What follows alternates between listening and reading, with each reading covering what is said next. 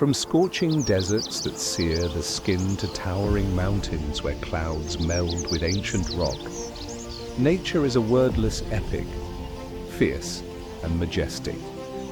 The vast African savannas stretch endlessly, where the horizon blurs between the azure sky and the parched earth. This is not just a landscape, it is the soul of life. An eternal arena where survival and destruction clash. Here, it seems as though God has painted a masterpiece with bold, contrasting hues.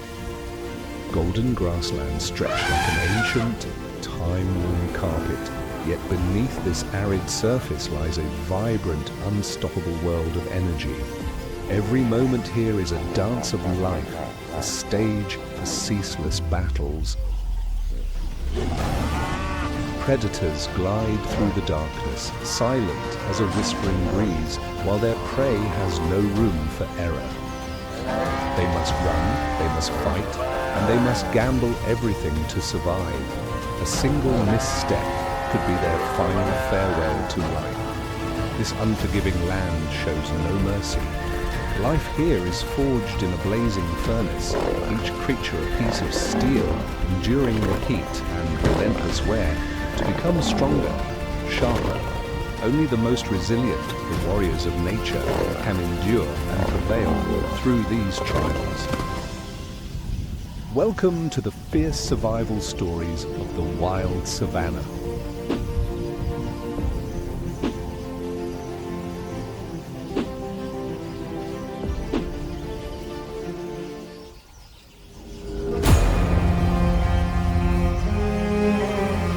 As the first rays of light pierce through the night, touching the grasslands of the savannah, Africa awakens in a moment of pure enchantment. The sky blazes with mystical hues of orange, as if nature itself has lit the torch of a new day. Yet amidst this breathtaking scene, peace is a luxury. The savannah never truly rests. Here, life and death clash without mercy, like light and shadow wrestling on the grand canvas of creation.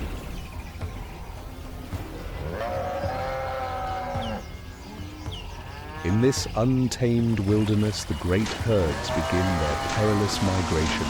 Millions of creatures leave their shelters, journeying toward distant water sources like pilgrims, wagering everything on a fragile glimmer of hope.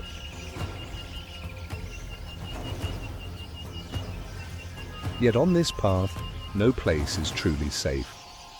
Hidden within the tall, sun-bleached grass, lions lie in wait. They move like shapeless phantoms, their eyes glowing in the dawn's light. A single leap, a fatal bite, every movement is a masterful act of destruction.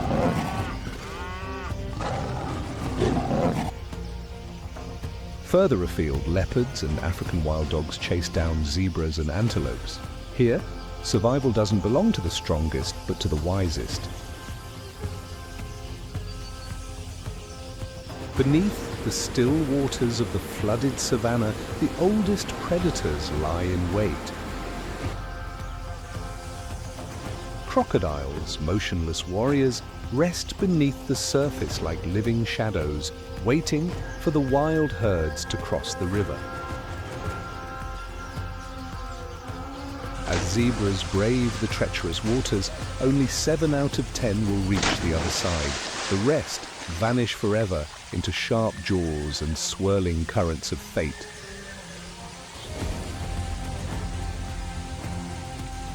The savannah doesn't just test strength, it challenges patience, willpower, and endurance. Every creature here, predator or prey, is a warrior in the brutal battle for survival.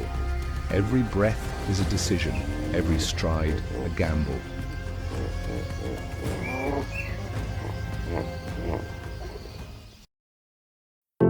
Savannah, the wild heart of Africa, where nature showcases timeless beauty and power. Spanning approximately 20% of the Earth's land surface, the savannah is a golden expanse of grasslands shimmering under the sun.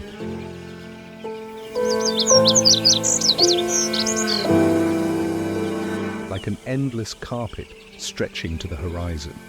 It is more than just a landmass. It is a unique biome and ecosystem where sprawling grasslands merge seamlessly with scattered trees.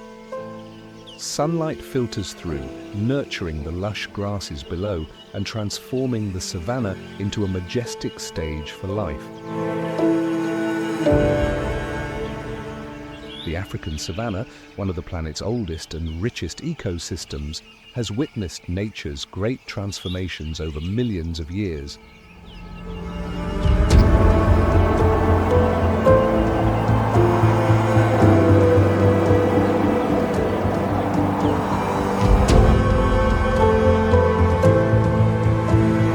As dense forests receded and arid climates took hold, the savanna emerged, a new world, harsh yet brimming with life. Here, survival demanded adaptation or extinction.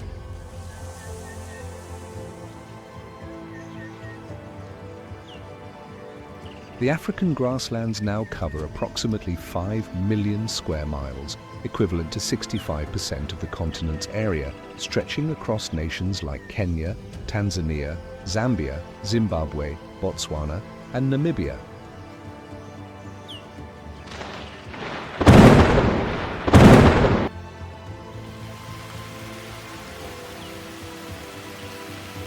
With the arrival of the rains, the savanna bursts back to life, its vast fields blanketed in vibrant green.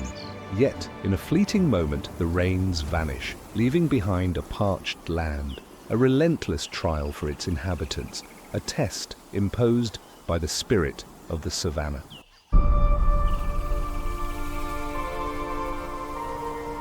The savanna is home to over 8,000 plant species, from sprawling grasses to thorny shrubs and towering trees. These plants not only provide sustenance for millions of creatures, but also act as colossal climate regulators.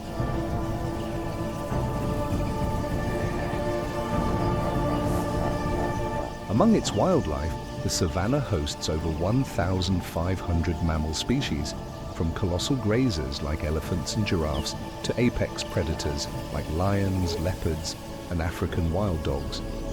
In the skies, more than 2,000 bird species soar, from tiny migratory birds to majestic birds of prey, painting the vast heavens with their flight.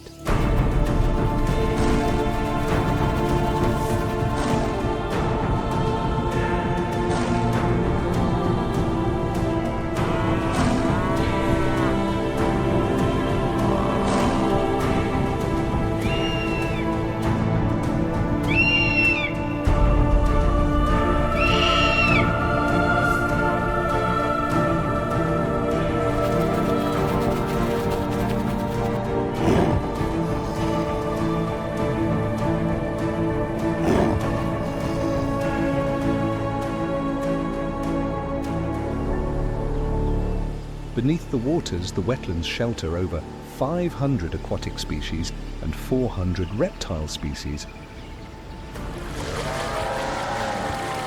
all forming an intricate food chain orchestrated with meticulous precision, a masterpiece of the creator's design.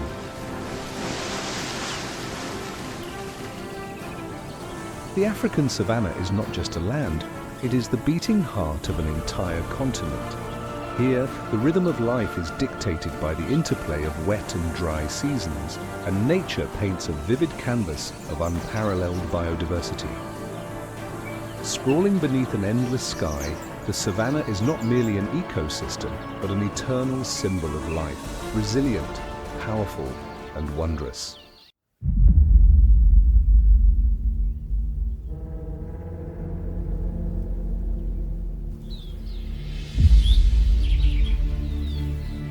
At the heart of the tropical savanna ecosystem, proudly sprawling across the Serengeti grasslands, lies a mesmerizing natural wonder covering over 12,000 square miles, stretching from Tanzania to Kenya.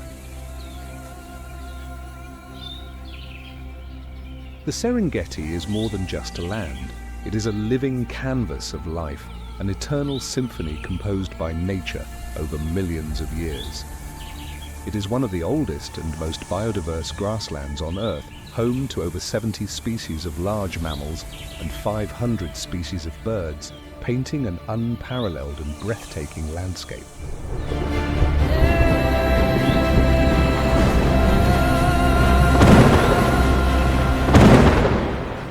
From November to May, as rain showers rejuvenate the land, lush green grass blankets the plains, creating a paradise for herbivores.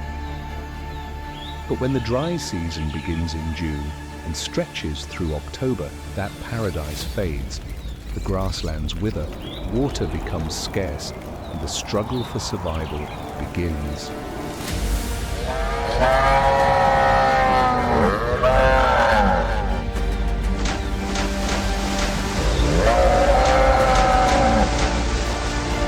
1.5 million wildebeests, 250,000 zebras, and hundreds of thousands of other herbivores gather into massive herds to embark on an epic journey spanning over 1,800 miles. This is not merely a journey, it is a battle for survival. These animals must cross arid plains, navigate treacherous terrain, ford raging rivers teeming with crocodiles, and evade predators lurking in the shadows. Every moment is a confrontation between life and death, an unrelenting display of nature's raw power. Yet, despite the ever-present dangers, the herds press on. Masai Mara, a promised land with verdant grasslands and abundant water, beckons like a dream at the end of this arduous path. Here, life is renewed. Herbivores drive the regeneration of vegetation, while predators maintain the delicate balance of the ecosystem.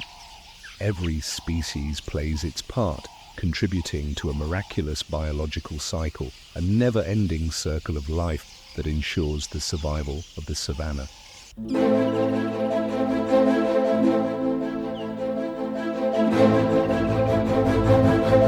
Within the vast savanna ecosystem, the Serengeti stands as a colossal arena spanning over 12,000 square miles, where millions of creatures intertwine in an endless cycle of life and death. This is not merely a wondrous natural expanse, but a vivid testament to the wisdom and magnificence of the Creator. In this perfect masterpiece, every creature, from the smallest to the mightiest, carries a purpose for existence, contributing to the remarkable balance that only God could orchestrate. Zebras, antelopes, and other herbivores not only create the idyllic scenery of the Serengeti, but also serve as a vital lifeline for the 3,000 to 3,500 lions, the uncrowned kings of the grasslands. According to the Wildlife Conservation Society, approximately 6,000 wildebeests and thousands of zebras fall prey to these great cats every year. Yet this is not destruction. It is the Creator's way of maintaining population balance, ensuring the Serengeti's life cycle continues harmoniously without excess or scarcity.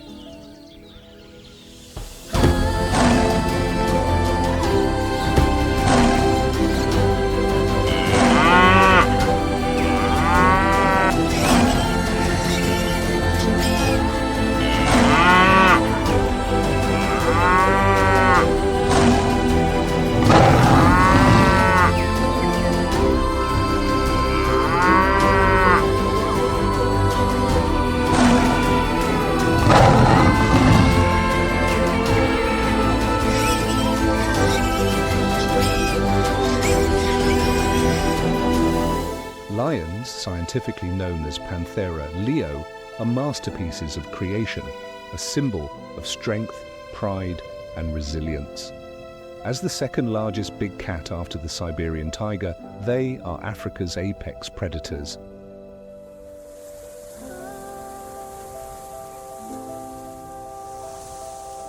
But the title King of the Grasslands is not derived from individual strength alone. It comes from unity, a gift bestowed by the Creator, enabling them to lead the savannah.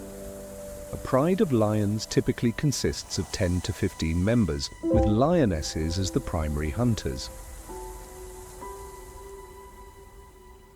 They patiently select their targets, often focusing on the old, weak, or young, and execute ambush strategies with unparalleled precision.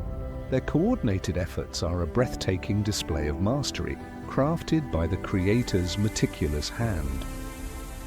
But a lion's hunting prowess goes beyond sheer strength.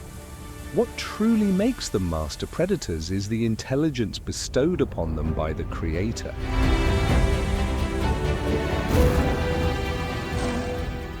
Lions do not charge blindly at their prey. They analyze, evaluate, and meticulously craft their strategy.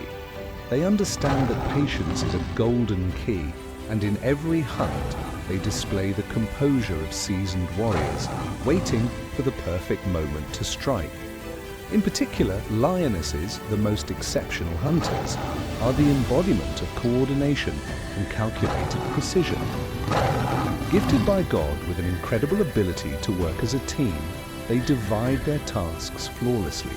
Some distract and confuse the prey, while others silently lie in wait to ambush from multiple angles. Every hunt is like a symphony, where each movement is executed with perfect harmony.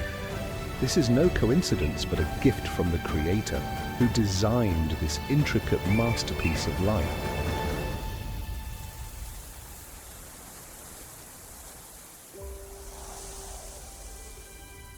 Meanwhile, a male lion, with a roar that can echo up to 5 miles, serves as the pride's protector.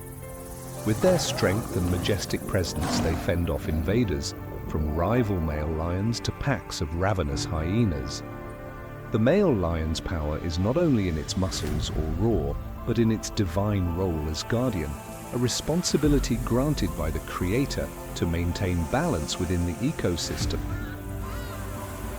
The Serengeti, with its extraordinary beauty and delicate balance, is a gift from the Creator to the world, a masterpiece where every brushstroke, every creature, holds profound meaning.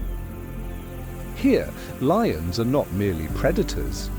They are embodiments of leadership, authority, and the divine order that God has bestowed upon the natural world. Serengeti, along with its kings of the grasslands, is an eternal hymn of life, a place where humanity can witness and feel the presence of God in every breath of nature. As night falls over the savanna grasslands, the vast expanse is cloaked in a mysterious black veil, woven with the delicate silver threads of moonlight and the shimmering brilliance of countless stars. The air grows still, filled only with the whispers of the wind brushing through the tall grasses like nature's soft lullaby. Within this serene silence, majestic silhouettes begin to stir. Great predators, the uncrowned kings of the grasslands, the lions.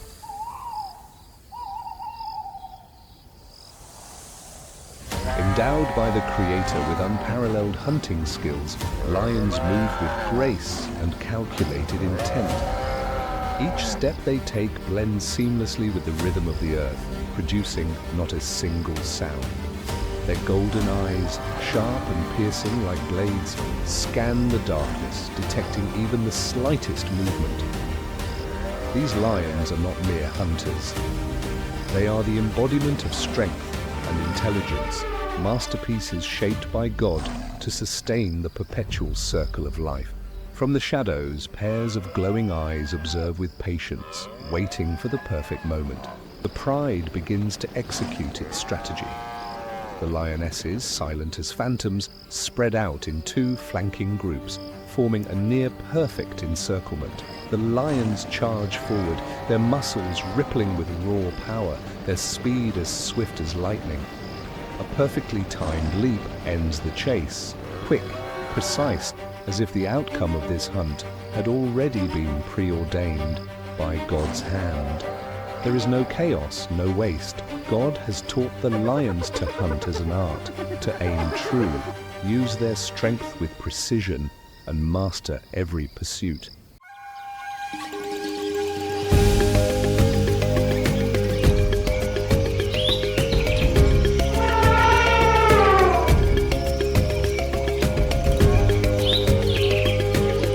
When fragile lion cubs are born, the lioness becomes a devoted mother, carrying the sacred mission of protecting and nurturing the next generation. In her gentle yet vigilant eyes, we see boundless love woven by the hand of the Creator himself. The den where she shelters her cubs is not merely a refuge, but a fortress guarded with unparalleled courage and strength. Whether it's the howls of hyenas echoing outside or dangers lurking in the shadows, the lioness stands resolute, ready to sacrifice everything to keep her little ones safe. Every drop of milk she gives her cubs is not just nourishment, it is a symbol of profound sacrifice. In those early days of life, when the cubs are weak and helpless, they are cradled in their mother's warmth, shielded by her soft fur that feels like God's embrace, protecting them from the harsh realities of the savannah. Her eyes never leave her cubs, and her ears remain attuned to every faint sound.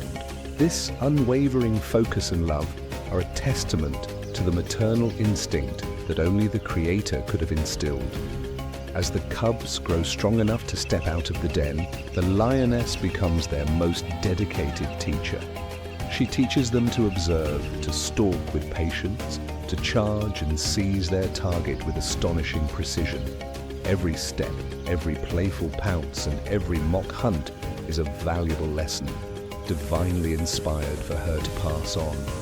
At times, the lioness feigns failure to encourage her cubs to learn, but when danger looms, she does not hesitate to leap into action, risking her life to protect them. Even in times of hardship, when hunger grips the pride, the lioness prioritizes her cubs, giving them the scarce food she has. Her powerful muscles may grow weak, but the heart of a mother never falters. This is more than sacrifice. It is unconditional love, a love the Creator has etched into every breath and heartbeat of her being. The sight of a lioness grooming, playing with, protecting, and teaching her cubs is breathtakingly beautiful, a hymn to motherhood that God has delicately placed in this world. In these moments, it is not just life continuing, it is the unmistakable presence of the Creator who has imbued nature with the essence of love. A lioness does not just raise her cubs, she nurtures hope, sustains the circle of life, and safeguards the perfect balance of the natural world. With every step she takes, and every moment she bows to tend to her young, the light of the Creator shines across the savannah, reminding us that love and life are the most wondrous miracles He has created.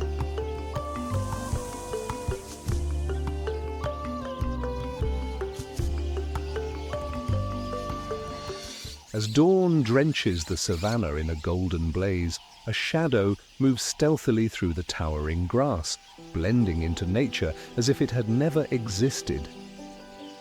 It does not roar like a lion, nor does it cause chaos like a pack of hyenas. It has no need to flaunt its power because it is power itself, the very embodiment of death. A predator sculpted by the hands of creation with absolute perfection, swift as a lightning strike, ruthless as fate, and vanishing like an illusion.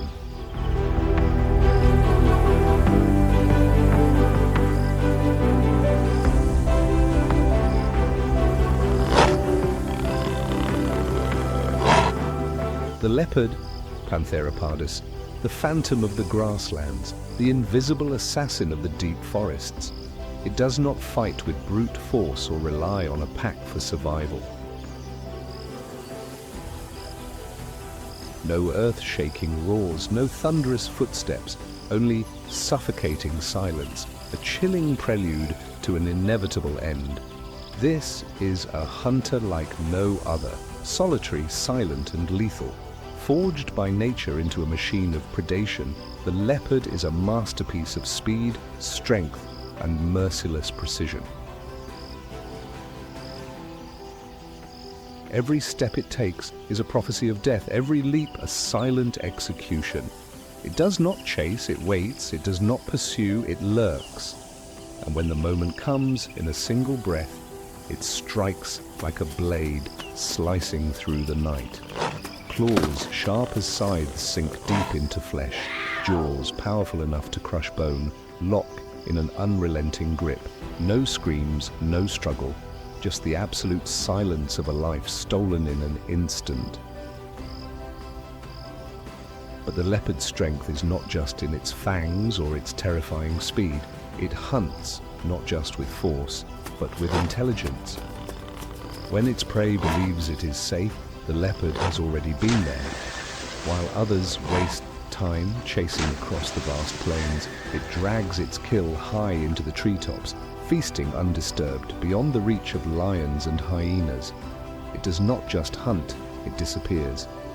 No other predator on Earth has mastered the art of invisibility quite like the leopard.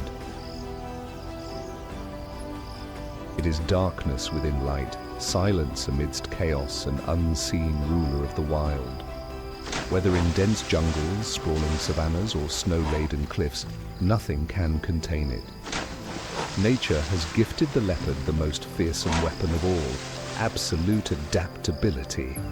And as the night falls, as the weak drift into uneasy slumber, haunted by primal fears, it rises once more from the shadows, silent, unseen, and a chilling reminder that in the wild, it is not the strongest that are the most terrifying, but those who remain unseen, yet are always present.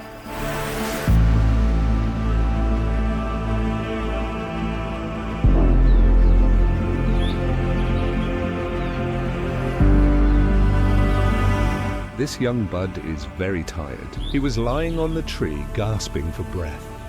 In the past year, he has been living a nomadic life. Searching for a piece of his territory, he is only 3 years old, finally managed to occupy a territory his new home is spread across every leopard print stream. But Olimba is young, very hungry and inexperienced. A delicious meal that seems to be within reach. It's so tempting what he has to do. The sheep are near the edge of the groove. There is an optimum attack distance. Otherwise they will be left behind by their prey. Olimba must be at a distance from the prey. A surprise attack can only be launched within 4.5 meters. For the flowered treasure that is hunting, close is never close enough. Almost within range of Olimba, he just has to wait for him to come a little closer. When the deer let down his guard, he was like a bolt of lightning, 10 kilometers as fast. He chases him, it's hard to fly. Finally, Flower Treasure passes a beautiful fall.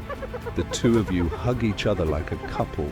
The enemy of one's life, it's like getting out of the game with prey in your mouth. Leopards are also fast. The deer also found an opportunity to get away. Obviously, it's too late. I can only turn my head to find trouble with the flower newspaper, just silently walk away to find.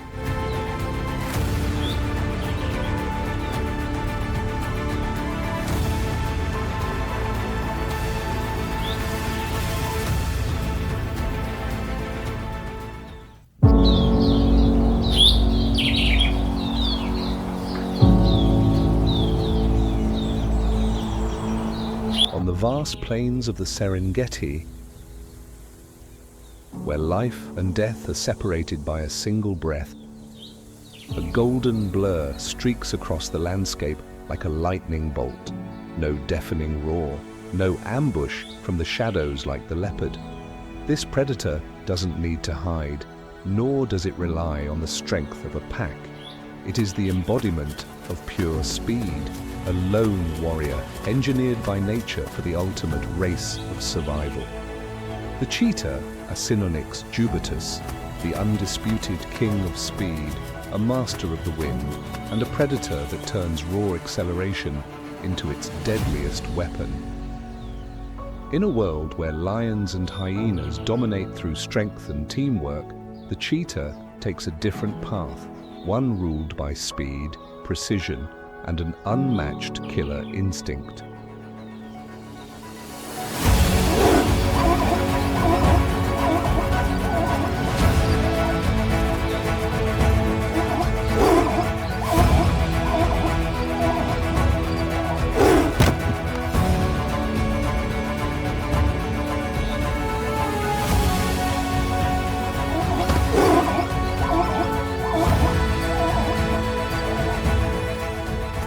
nature has sculpted the cheetah's body with absolute perfection.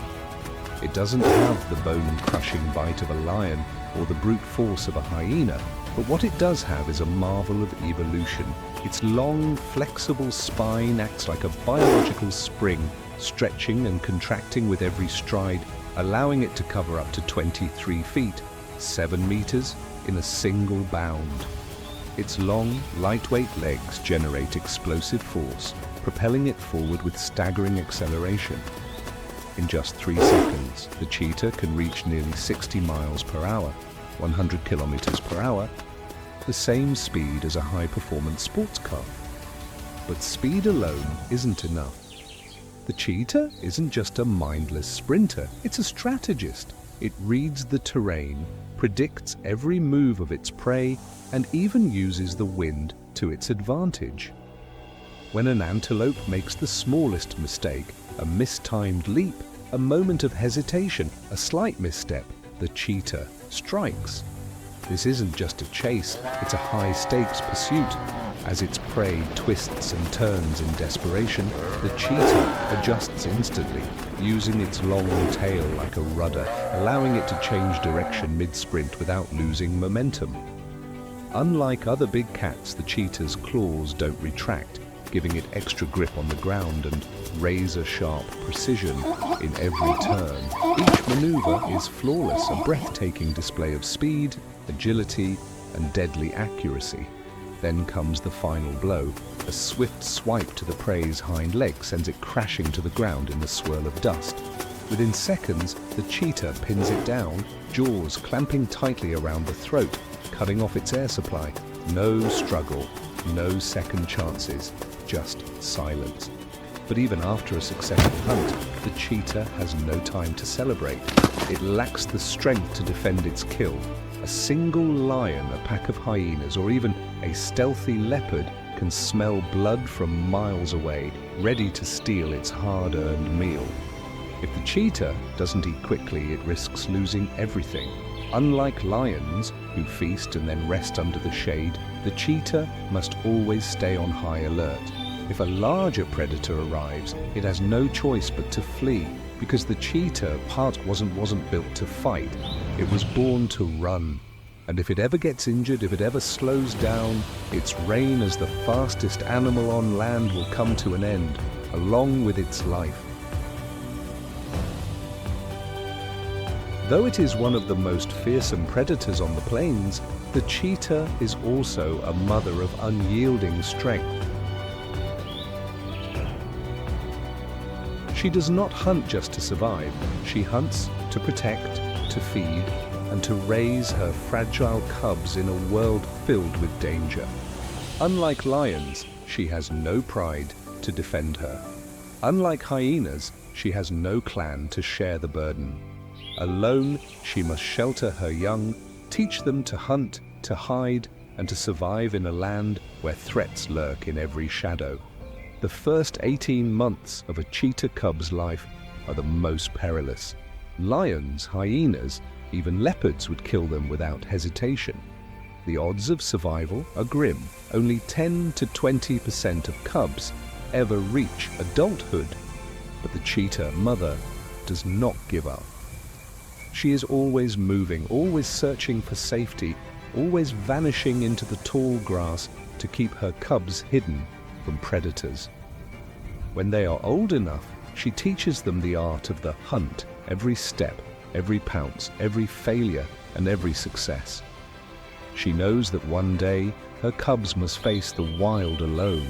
They must learn to run, to fight, and to survive without her. Yet no matter how fast the cheetah runs, it cannot outrun the dangers closing in. Habitat destruction, human expansion, and rising competition from larger predators are pushing this species to the brink of extinction. As of 2023, the IUCN estimates that only about 200 cheetahs remain in the Serengeti. As night falls over the Serengeti and the cold wind whispers through the swaying grass, somewhere, a cheetah mother still watches over her cubs. She knows the road ahead will not be easy. She knows the dangers are relentless, but she also knows one thing for certain. As long as she can run, as long as she can fight, she will never stop.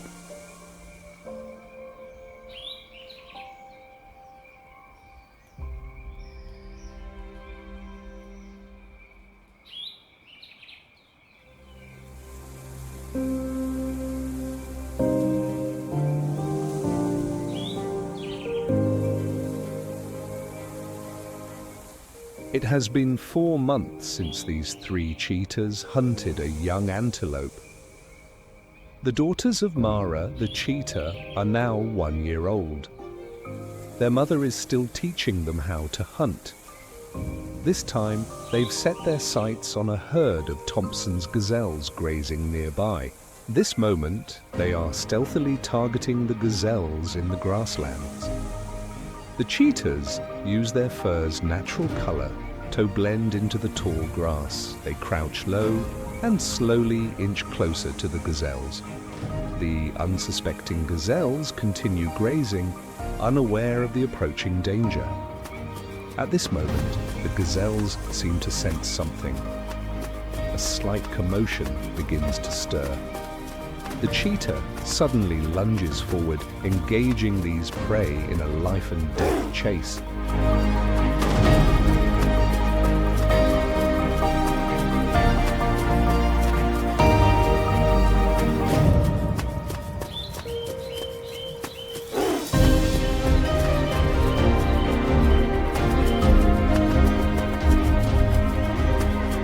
This particular gazelle gave them quite the challenge.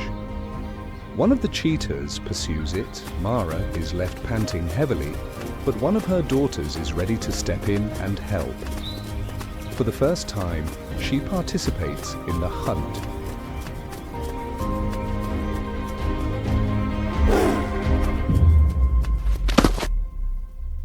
Mara's daughters don't yet realize that this hunt will be their last one together with their mother. It marks the beginning of their independent lives.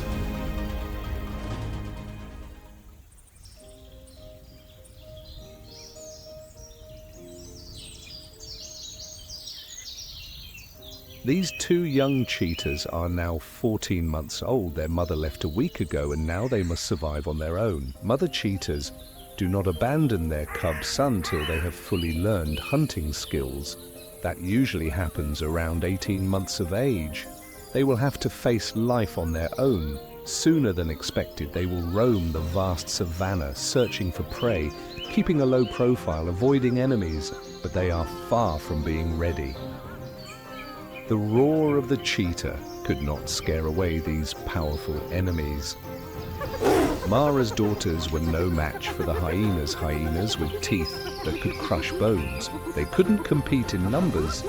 This time, the hungry hyenas gave up. The 2 sisters returned to their own territory.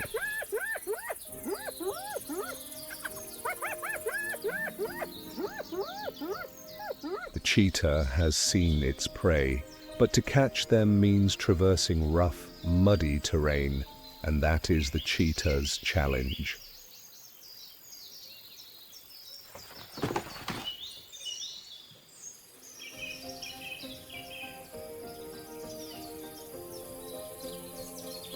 This new hunt must succeed no matter the difficulty because they are starving. The cheetah cubs are now using the same technique as Mara to approach their prey. They try to be as unnoticed as possible, blend into their surroundings, and when the time is right, they will attack. Just as they learned from their mother, one of the sisters comes to help control the prey. The prey tries to escape, but it is scared. The young cheetahs are very alert now. This time, they will not let the prey escape. Finally, one of the cheetahs grabbed the prey by the throat, ready to bite it.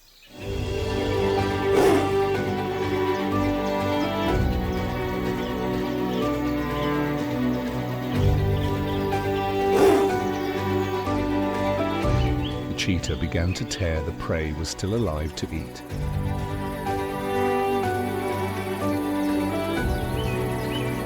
As usual, the hyenas were waiting for their chance. Once again, faced with these fearsome carnivores, the two young cheetahs were helpless. To survive, Mara's daughters must live a wandering life, searching for new lands.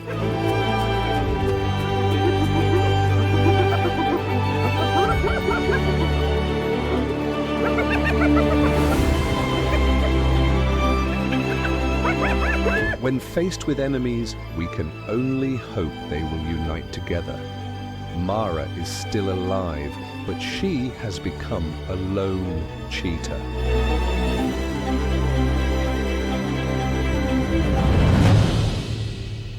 For 100 years, the cheetah has been hunted and threatened by human activity. At the beginning of the 20th century, there were 100,000 cheetahs in the wild.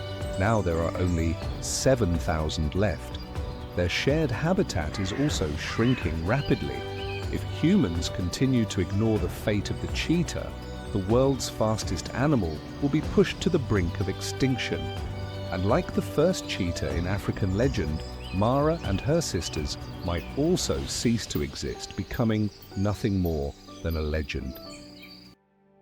With their cunning and relentless hunting strategies, is it the grizzly bear, an unstoppable force capable of taking down any challenger? Or is there an invisible force pulling the strings, an unyielding hand of fate, or the supreme power of creation itself? Welcome to Wild Yellowstone, where the lords of the wilderness step into the dance of life and death.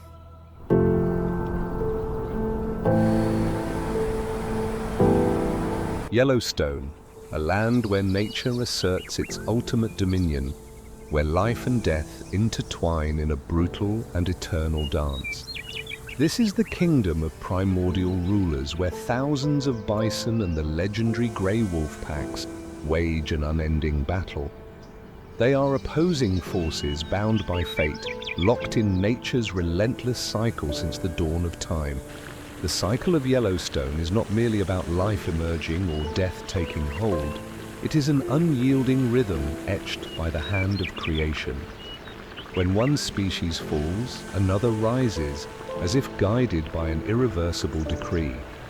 In this land, survival is not just a matter of strength, it is a test of adaptation, instinct, and an unbreakable will forged through nature's harshest trials.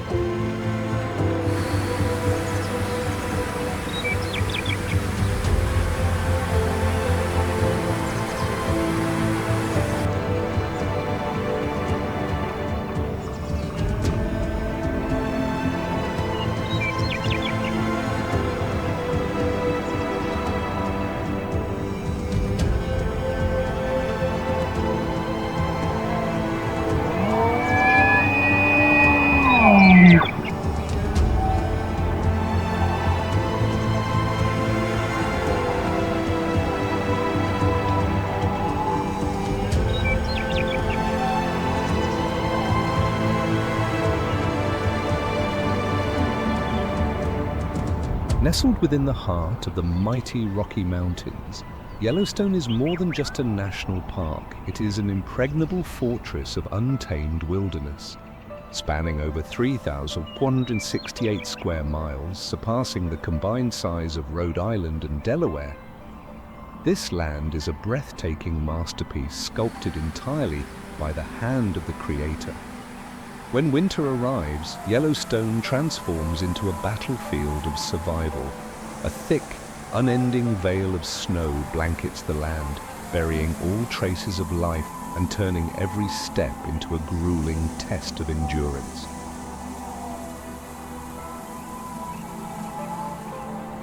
With snowfall ranging from 150 inches in the lower valleys to a staggering 400 inches atop the highest peaks,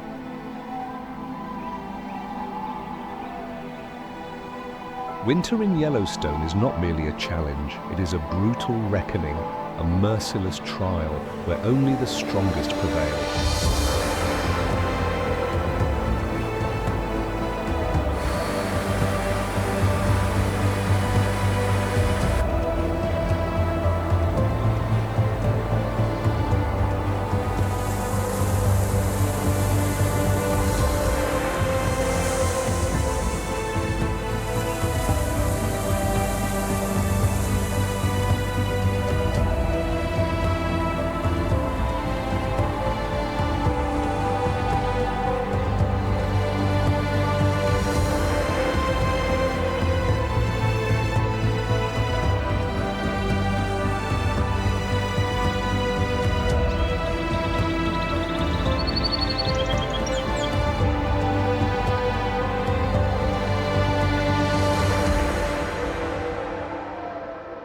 Winter in Yellowstone is more than just a season. It is nature's ultimate trial, a frigid night that feels endless.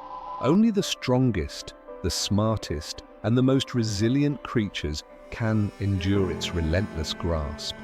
Yet, amid the brutality of ice and snow, nature weaves extraordinary tales of strength, adaptation, and survival against all odds. Standing tall in this unforgiving wilderness is a living symbol of resilience. The bison, Yellowstone's most formidable giant. Yellowstone is not just a land of breathtaking landscapes. It is the last stronghold of the largest publicly owned bison herd in the United States.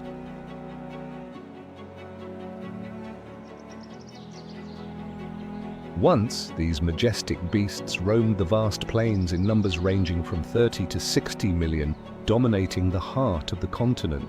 But history and human intervention drove them to the edge of extinction.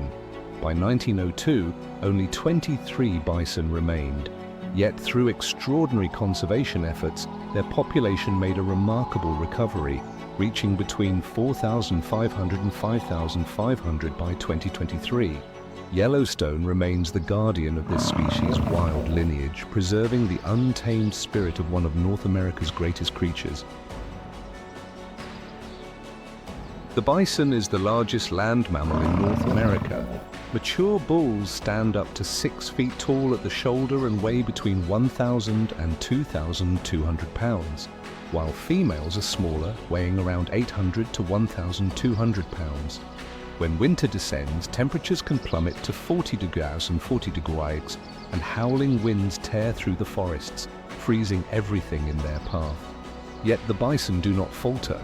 They are armed with a natural suit of armor, a specialized 2-layer coat built for survival.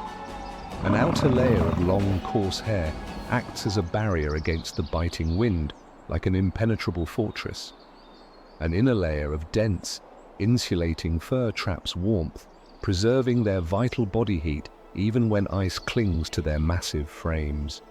While many animals seek shelter to escape the brutal cold, bison stand firm amid the blizzard, a true warrior of the wild. Before the snow begins to fall, bison prepare for the brutal months ahead by storing a thick layer of fat, making up 10 to 15% of their body weight. This fat reserve is their lifeline, sustaining them through the long, food-scarce winter. As the cold sets in, they move less, seeking food only in accessible areas. Every action is deliberate, each step a calculated effort to conserve energy, like a flickering oil lamp struggling against the deep winter night. But bison do not remain idle. They migrate seasonally, searching for areas with thinner snow cover or lower elevations where grass is easier to reach.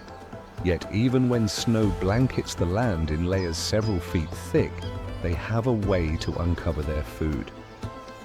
With sheer strength, their massive heads and powerful necks become tools of survival. Using their foreheads like a plow, they sweep away the snow, clearing a path to the hidden grass below. This instinct is vital. because in Yellowstone's unforgiving winter, the inability to find food means certain death. Bison may appear calm, sometimes even sluggish, but their survival instincts are nothing short of formidable. During the breeding season from June to September, peaking in July and August, mature bulls return to the herd, engaging in fierce battles for mating rights.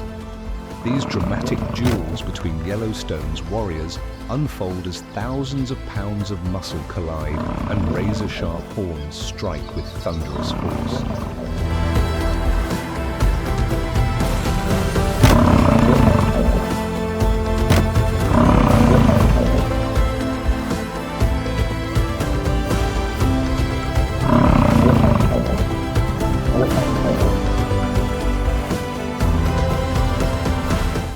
The greatest challenge isn't their own kind, it's the predators. Despite their massive size, bison must contend with Yellowstone's most formidable hunters, grey wolves and North American grizzly bears. As winter tightens its grip and food grows scarce, these predators become bolder, hungrier and more ruthless than ever. In 2023, researchers from the Yellowstone Wildlife Research Institute recorded a sharp increase in encounters between wolves and bison. But what's truly remarkable is that bison are never easy prey. When cornered, they can sprint at speeds of up to 35 miles per hour, 56 kilometers, an astonishing feat for an animal weighing over a ton. And when forced to fight, they unleash their razor-sharp horns and devastating headbutts, using their massive weight to crush any threat in their path. A lone wolf, no chance. A pack of wolves, not guaranteed. Mother bison in particular will fight to the bitter end to protect their calves. A single kick from their powerful hind legs can send a grown wolf flying. In some cases, entire wolf packs have been forced to retreat, unable to overcome the sheer resilience and determination of a united bison herd.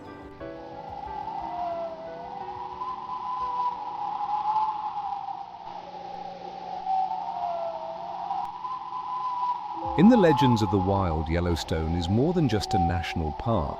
It is a grand stage where legendary predators emerge from the shadows of history to continue their epic tale of survival. Among the icons of this land, the North American grey wolf, Canis lupus, strides forward like a fearless warrior, upholding the delicate balance of the ecosystem through centuries of change. Millions of years ago, the ancestors of grey wolves roamed the icy plains and towering forests of Eurasia. As the Ice Age cast its shadow over the Earth, a pioneering group of wolves dared to cross the Bering Land Bridge, the gateway connecting Asia and North America. From there, they embarked on an extraordinary journey across the continent, where mammoths, saber-toothed cats, and other prehistoric giants once ruled.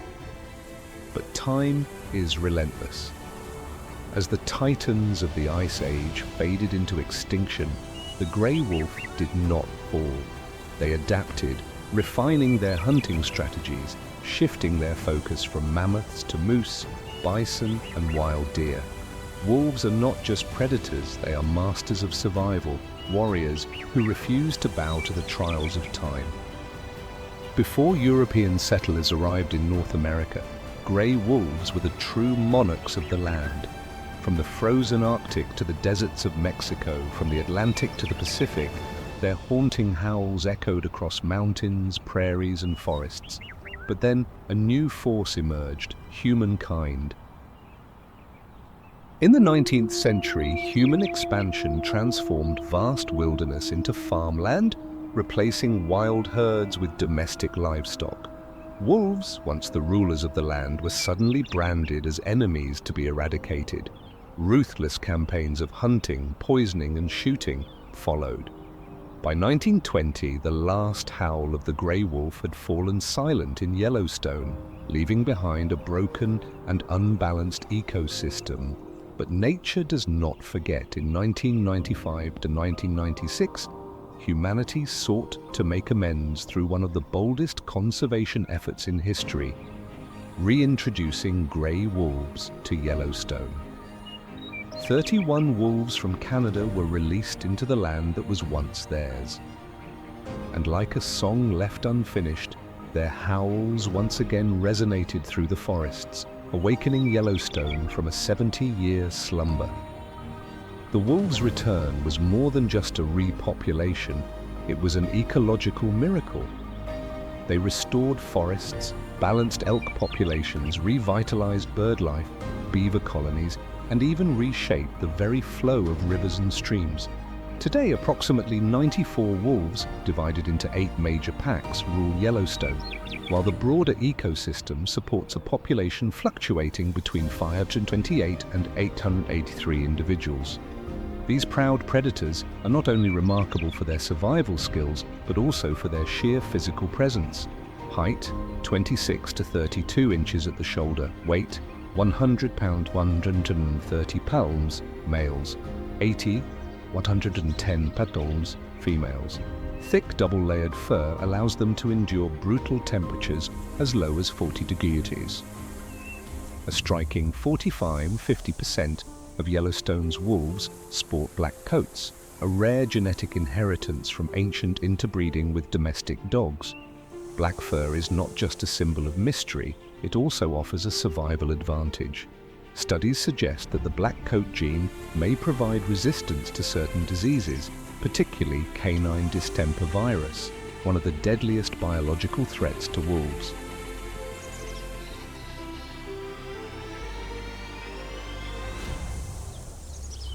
Wolves do not live alone. They are disciplined warriors bound by the structure of the pack.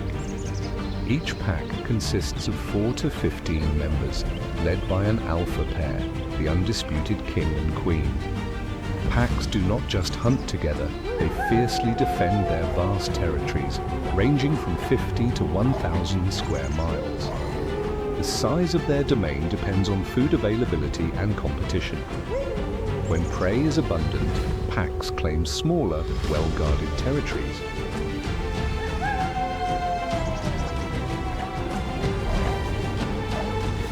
In leaner times, they expand their range, engaging in brutal battles with rival packs to survive. Yellowstone is not just a place, it is a living story, a grand stage, where the grey wolf continues to write the epic saga of the wild. From the icy tundras of the past to battles against humanity and their miraculous resurgence, these wolves have proven that they are more than just predators. They are the very soul of Yellowstone, and their howls, echoing through the mighty mountains, will never fade into silence.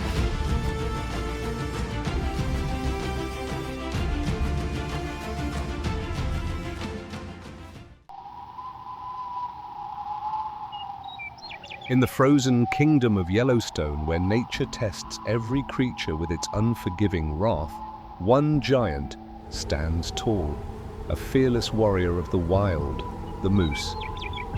Amid the snow-covered forests, its deep, resonant grunts echo like a proclamation of strength and pride.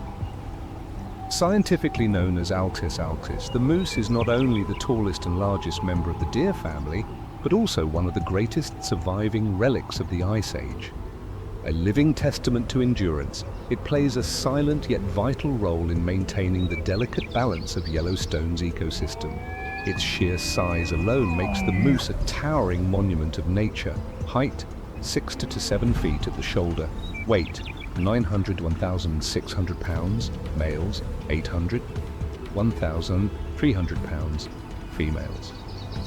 But what truly elevates the moose to legendary status is its colossal antlers, a crown of dominance stretching up to 6 feet across, a symbol of unparalleled power.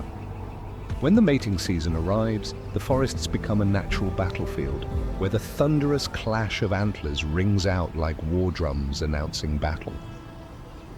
Winter in Yellowstone spares no one, as piercing winds howl through the valleys and the land is entombed in ice. The moose endures, standing firm against nature's cruelty with its thick, armor-like coat. Outer layer, coarse, dense fur acting as a shield against the cutting wind. Inner layer, soft, insulating wool that traps body heat, keeping it warm even at 40 degrees. But even with this natural protection, winter remains a battle for survival. When snowfall blankets the land in an endless sea of white, food becomes a buried treasure, hidden beneath layers of ice. Moose are forced to migrate for hundreds of miles, seeking areas with thinner snow where life still clings on.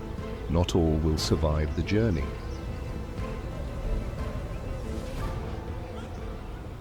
Despite their immense strength and size, moose are not alone on the battlefield of the wild. They are prime targets for the North American grey wolf, a predator known for its intelligence, patience, and pack strategy.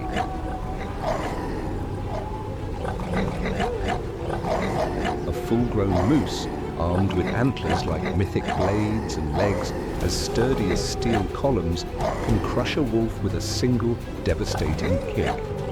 But wolves do not hunt alone. They work as a team, stalking, exhausting, and waiting for the perfect moment to strike. The young, the weak, and those weary from the harsh winter become their primary targets. The chase between a wolf pack and a moose is a deadly ballet of nature. The pursuit stretches for miles, from the frozen plains to the dense forests. When cornered, a moose will turn and fight, each antler thrust a lethal weapon, each thunderous kick a force to be reckoned with. But if the wolves are too many, the tide of battle shifts.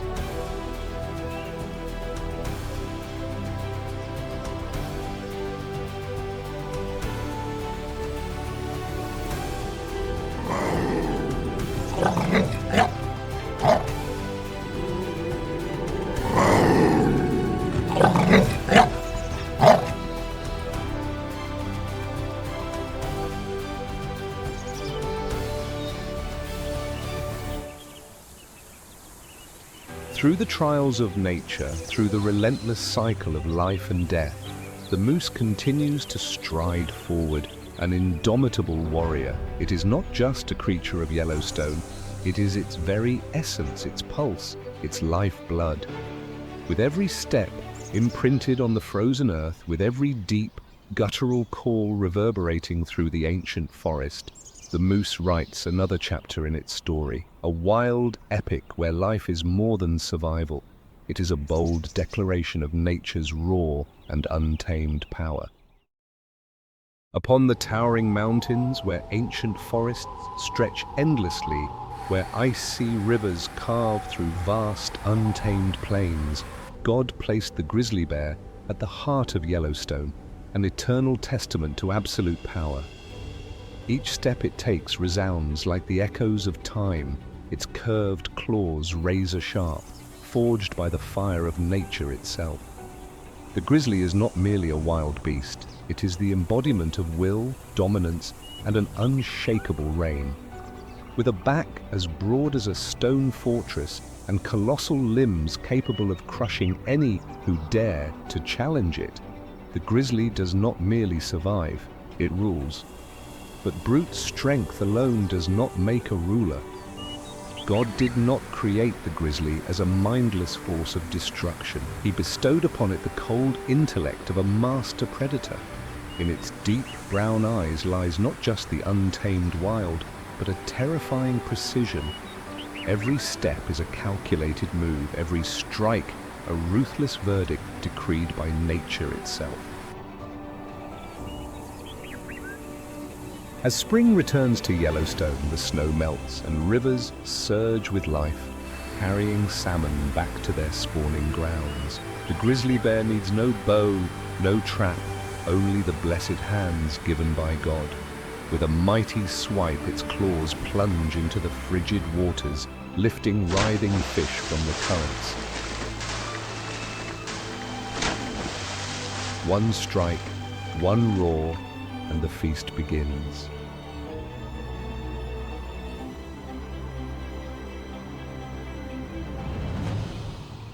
When summer arrives, the meadows flourish, and moose and deer graze in peace. But in the shadows of the ancient forest, the grizzly watches. It does not chase blindly like the cheetah. It waits, it calculates. It strikes when the moment is perfect. A lone calf separated from its herd. An old stag too weak to flee. One powerful charge, one thunderous bite, and fate is sealed.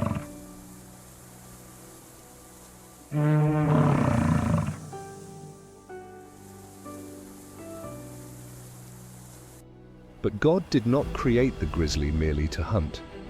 He made it a conqueror. When the grey wolves, the most strategic predators of the wild, bring down their prey after a long and calculated hunt, they believe they have earned their reward. But the darkness in the forest stirs. A colossal figure emerges under the fading sunlight. The grizzly does not need to ambush. It does not need to hide. It only needs to step forward. A single earth-shattering roar cleaves through the air. The piercing eyes of the wolves flicker with hesitation. Faced with a living tempest of raw power, they must make a choice. Stand their ground and risk everything, or surrender to a force even nature itself respects. At times, the wolves gather, circling the grizzly, their teeth bared, growls echoing through the dim forest.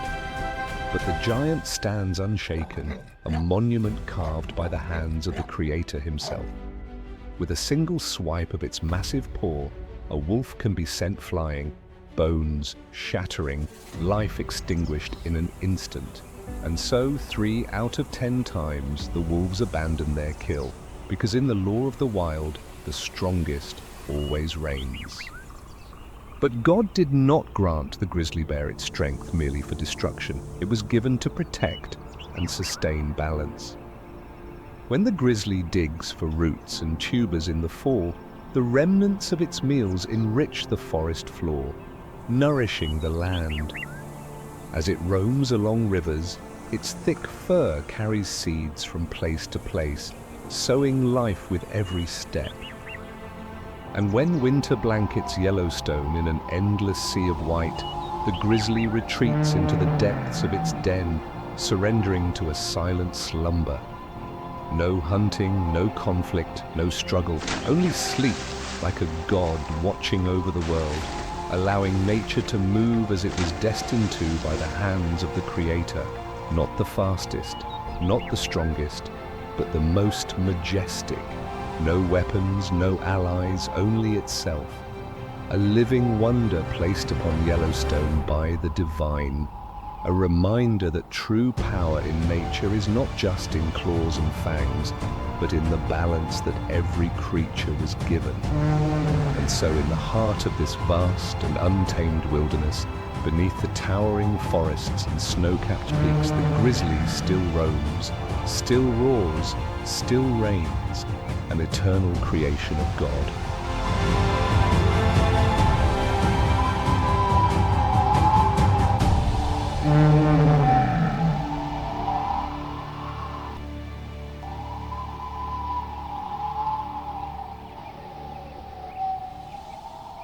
Above the wild skies of Yellowstone, where snow-capped peaks stretch toward the heavens, where shimmering rivers carve their way through endless green forests, God placed the bald eagle, a living embodiment of power, freedom, and absolute majesty. With colossal wings spread like sails catching the winds of the divine, with piercing eyes that see through the water's surface from miles away, and with talons as sharp as the blades of fate, the bald eagle is more than a bird. It is pure sovereignty, an immortal symbol of the North American sky. Since the beginning of time, God has granted this bird dominion over the skies, not because it is the fastest nor the largest, but because it possesses the flawless design of a supreme predator. Its eyes can spot a fish swimming beneath the water from hundreds of feet in the air. Its talons, when clenched, exert a grip 10 times stronger than a human fighter's. When the bald eagle locks onto its target, it does not hesitate. It does not falter. There is only speed, precision, and an inescapable fate. From high above, it watches, patient as a celestial judge. Then, with a single beat of its mighty wings, it dives like a heavenly arrow, piercing through the clouds, ripping through the sky at over 100 miles per hour. 100 miles per hour, 160 kilometers per h. 1 second, 2 seconds, 3, and its talons clamp down, lifting the prey from the water, carrying it to the heavens of a true ruler. But God did not gift the bald eagle with strength only for the hunt. He bestowed upon it an unyielding pride. It does not merely hunt, it claims dominion. Along the great rivers and vast lakes of Yellowstone, no creature dares challenge its rule. If a great horned owl or a falcon dares to trespass, a skybound battle erupts, an aerial storm of talons and feathers. With mighty wings that cleave through the wind and razor-sharp strikes as swift as silver swords, the bald eagle defends its kingdom with the divine authority granted by God Himself. To witness a bald eagle soaring through the sky is more than simply watching a bird of prey. It is to see the very soul of North America, to feel the breath of freedom itself. For centuries, Native Americans have revered the bald eagle as a messenger of the divine. Its feathers are sacred symbols of courage, strength, and honor. When a warrior proved his valor, he did not receive a medal. He received an eagle feather, a mark of unwavering loyalty and resilience. When the founding fathers of the United States sought a worthy emblem for their new nation, they did not choose the lion, nor the bear, nor the serpent. They chose the bald eagle, because no creature on earth embodies the spirit of liberty and power as it does. But God did not gift the bald eagle with strength alone. He blessed it with a heart of unwavering devotion. When a bald eagle chooses a mate, it is not a fleeting choice. It does not wander. It does not waver. It commits for life. Each year, as the snows melt and Yellowstone awakens with the first touch of sunlight, mated pairs reunite, returning to the same nest they built together. They do not merely live together. They strengthen and expand their home, branch by branch, feather, fragment by fragment of time itself. Their love is not just a bond. It is the foundation of a new generation. When the eggs hatch, when the young eaglets open their eyes to the world for the first time, they do not just see light. They see family. They see legacy. They see the mission etched into every beat of the wings they will one day inherit. But the bald eagle is not merely a symbol, nor just a predator. It is a guardian of the balance that God ordained. By preying on fish and weaker animals, it maintains the harmony of Yellowstone's rivers and lakes. Without it, fish populations could spiral out of control, disrupting the fragile ecosystem. Even in its most primal instincts, hunting, living, thriving, the bald eagle serves as nature's steward, an unseen hand ensuring equilibrium between land, water, and sky. And when a bald eagle dies, when its body returns to the earth, it still leaves behind an immortal legacy. The remains in its nest, fish bones, scattered feathers, fragments of past hunts, nourish the soil, feeding the trees, continuing the eternal cycle of life. In the dense forests where towering trees intertwine into natural arches, where the moon casts silver shadows upon the snow-covered earth, God placed the lynx in Yellowstone, a quiet predator, a phantom of the wild. It does not possess the thunderous roar of the gray wolf, nor the colossal frame of the grizzly bear. Instead, the lynx wields a weapon few creatures can match: absolute silence. Beneath its thick winter coat, beneath those piercing golden eyes that burn like torches in the night, the lynx is the embodiment of precision and ruthless efficiency in the art of the hunt. God did not create the lynx to rival the speed of the cheetah, nor did he grant it the raw power of the grizzly. Instead, he gifted it something else: the patience of a hunter in the shadows, the silence of the midnight wind, the precision of a blade that ends all struggles. No haste, no display of power. The lynx waits. Its tufted ears twitch at the faintest whisper of the wind, every strand of fur sensing the world around it.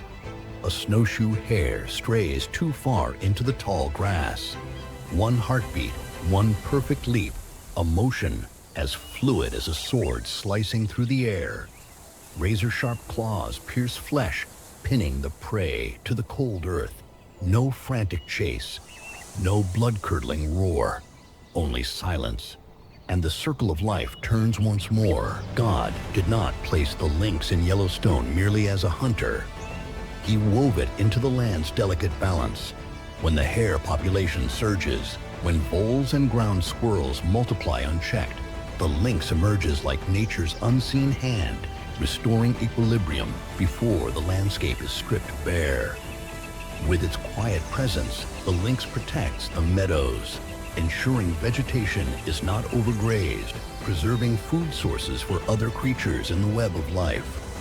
It is neither a conqueror nor a destroyer that God entrusted to Yellowstone, a shadow warrior that God entrusted to Yellowstone, ensuring that its rhythms remain unbroken. As spring arrives, Yellowstone awakens with the songs of birds, the sight of bison calves galloping across the plains, and bear cubs witnessing sunlight for the first time. Yet, the lynx keeps its distance, watching from the depths of the ancient forest. Then winter arrives, smothering the land in a blanket of white. The hares now number in the thousands. Ground squirrels scurry for shelter. The lynx moves through the frozen wilderness, its thick fur fluffed like a royal cloak, its massive paws gliding effortlessly across deep snow where others would sink. In the frigid darkness, it hunts. Every step weightless, every leap precise. No one hears it. No one hears it. No one sees it. Only its tracks remain, fleeting imprints on the snow, a whispered memory of an unseen ruler.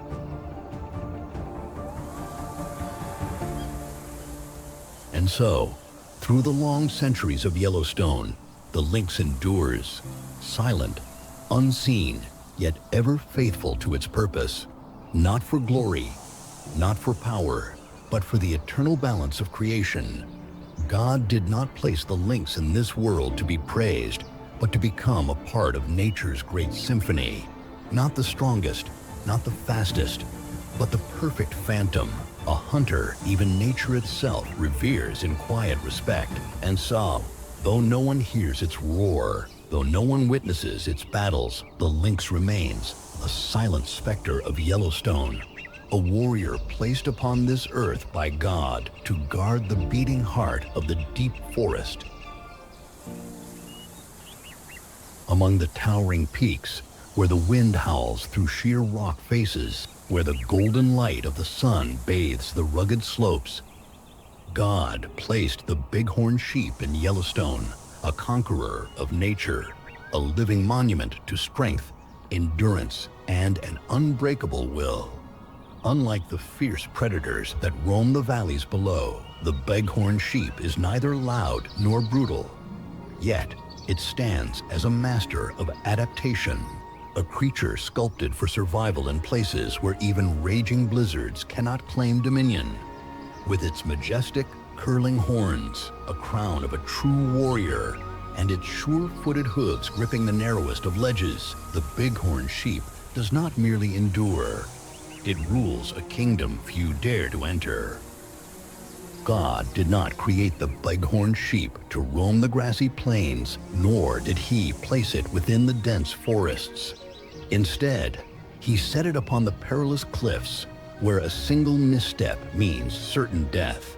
But rather than succumbing to fear, the bighorn sheep thrives, mastering each jagged rock, each sheer precipice, each blade-thin ridge that others would never dare to tread.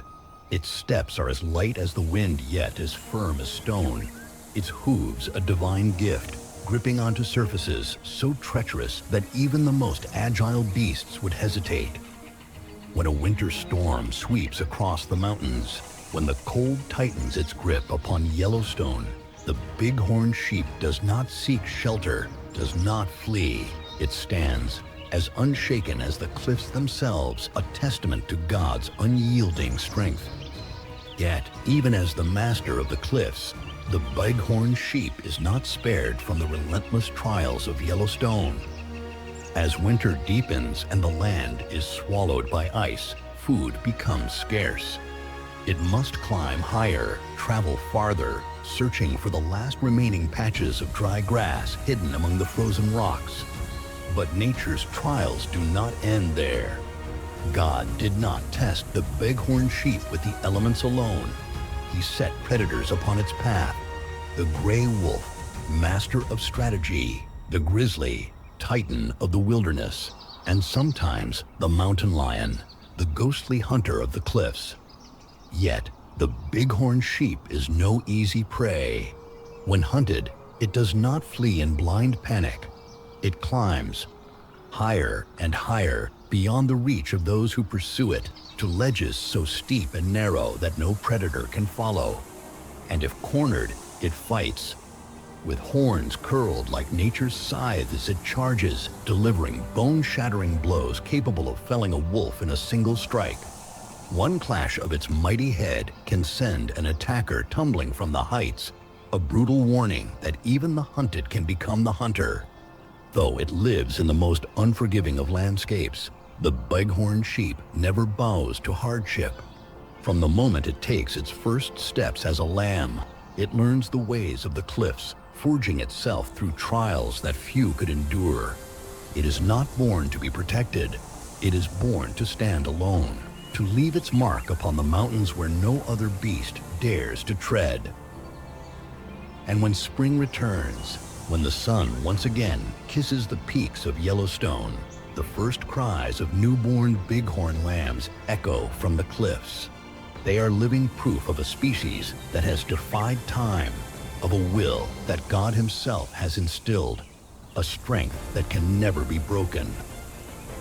It does not rely on speed. It does not wield sheer power. Yet it dominates landscapes where even the fiercest of creatures fear to go. God did not create the bighorn sheep for battle, but if challenged, it does not retreat. He did not place it in easy pastures, but upon the most treacherous cliffs, so that with every step it may prove that strength is not just in muscle, but in will. And so, upon the towering peaks of Yellowstone, among the sheer rock faces where only the sky and the wind are its companions, the bighorn sheep climbs still, defying gravity, defying the elements, defying the very limits of nature itself, because it is not merely an animal. It is a conqueror, a guardian of the cliffs, a creature of defiance, placed upon this earth by God to remind us that no obstacle is insurmountable, no challenge unconquerable.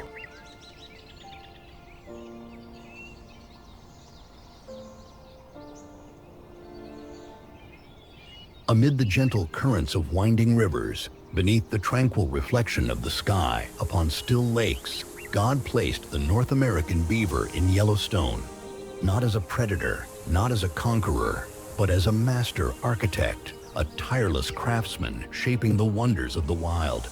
It does not wield the razor-sharp claws of the mountain lion, nor the deadly speed of the gray wolf, nor the overwhelming power of the grizzly bear.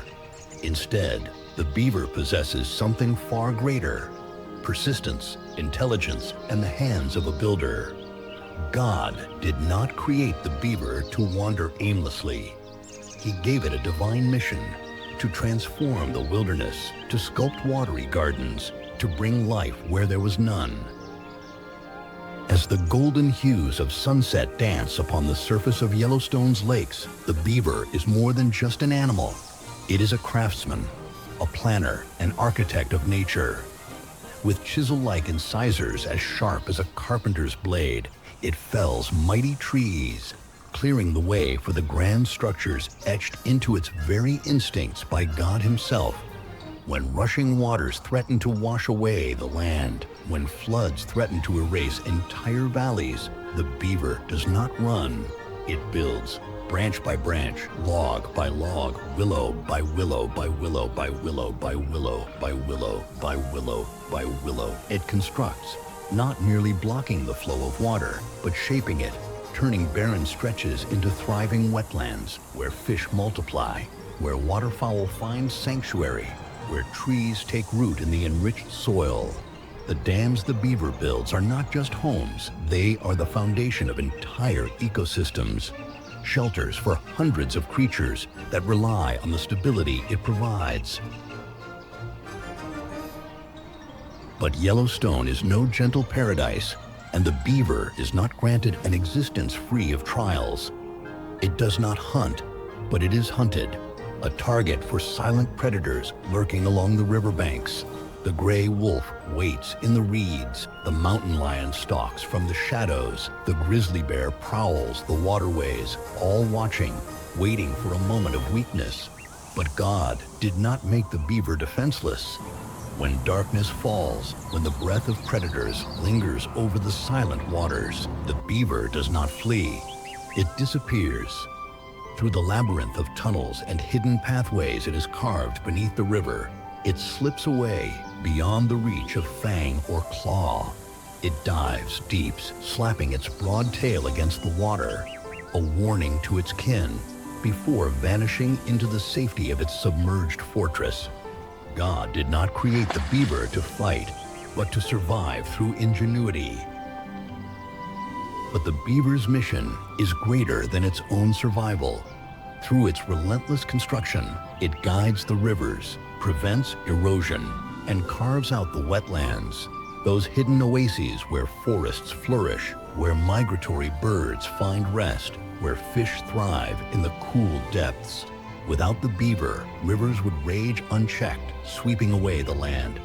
Without the beaver, shallow waters would dry, leaving the landscape barren.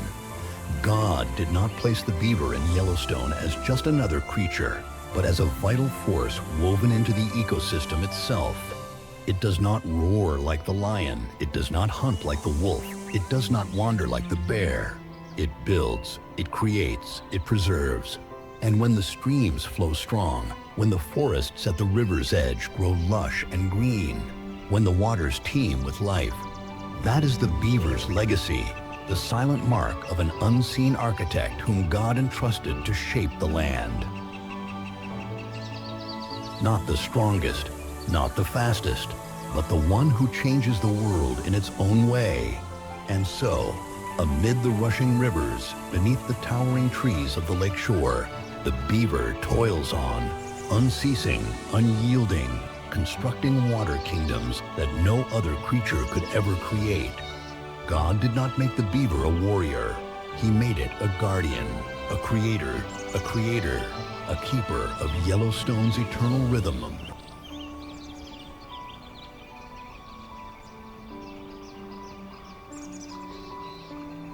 Deep within the ancient forests of Yellowstone, where crystal-clear streams weave through emerald valleys, where towering trees cast their endless shadows, God placed the black bear, a traveler through time, a warrior of the shadows, an embodiment of endurance and adaptability. Not a ruthless predator like the mountain lion, not an unstoppable force like the grizzly, not a pack hunter like the gray wolf.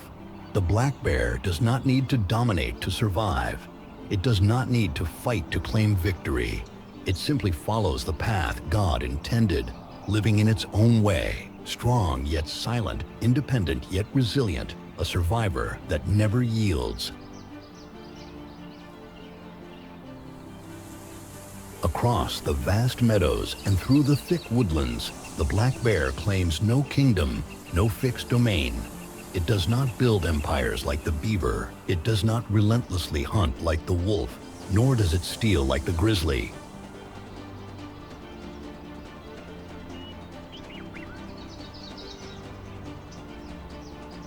It is a wanderer, a silent shadow slipping through Yellowstone, surviving by sheer wit and instinct. God did not grant it the fastest legs, but He gave it silent footsteps.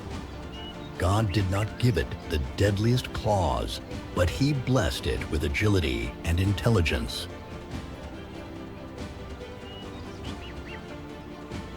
God did not make it a ruler, but He gifted it wisdom to avoid unnecessary battles. When spring arrives, the black bear does not rush into conflict over food like other predators. It understands that in nature, survival belongs not to the strongest, but to the smartest. It follows the rivers, seeking the first berries of the season. It overturns stones to find insects, digs into damp earth to unearth sweet roots. And when necessary, it becomes a predator, striking down an isolated fawn or snatching an unwary squirrel from the treetops. But the black bear does not hunt for dominance.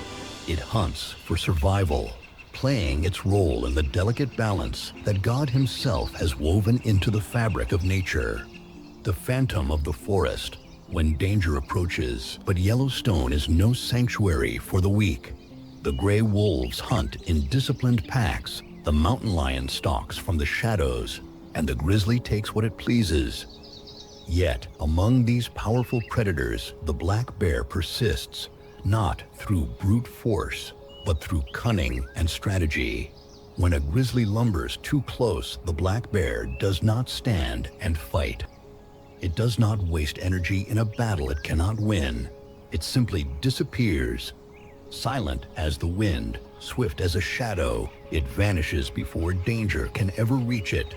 But when its cubs are threatened, when it is backed into a corner, the black bear does not flee. With razor-sharp claws and a strike powerful enough to break bone, the black bear transforms into a warrior, a fighter that refuses to fall. As icy winds sweep through the valleys, as the earth is buried beneath deep snow, as other creatures struggle to find food, the black bear is ready. It does not hunt in the blizzards like the gray wolf. It does not face the cold alone like the mountain lion. It does not scavenge for scraps like the grizzly. The black bear has already prepared. All summer and fall, it wandered the forests of Yellowstone, gathering every berry, every fish, every scrap of food nature had to offer. It has stored enough energy to turn winter into rest rather than a fight for survival.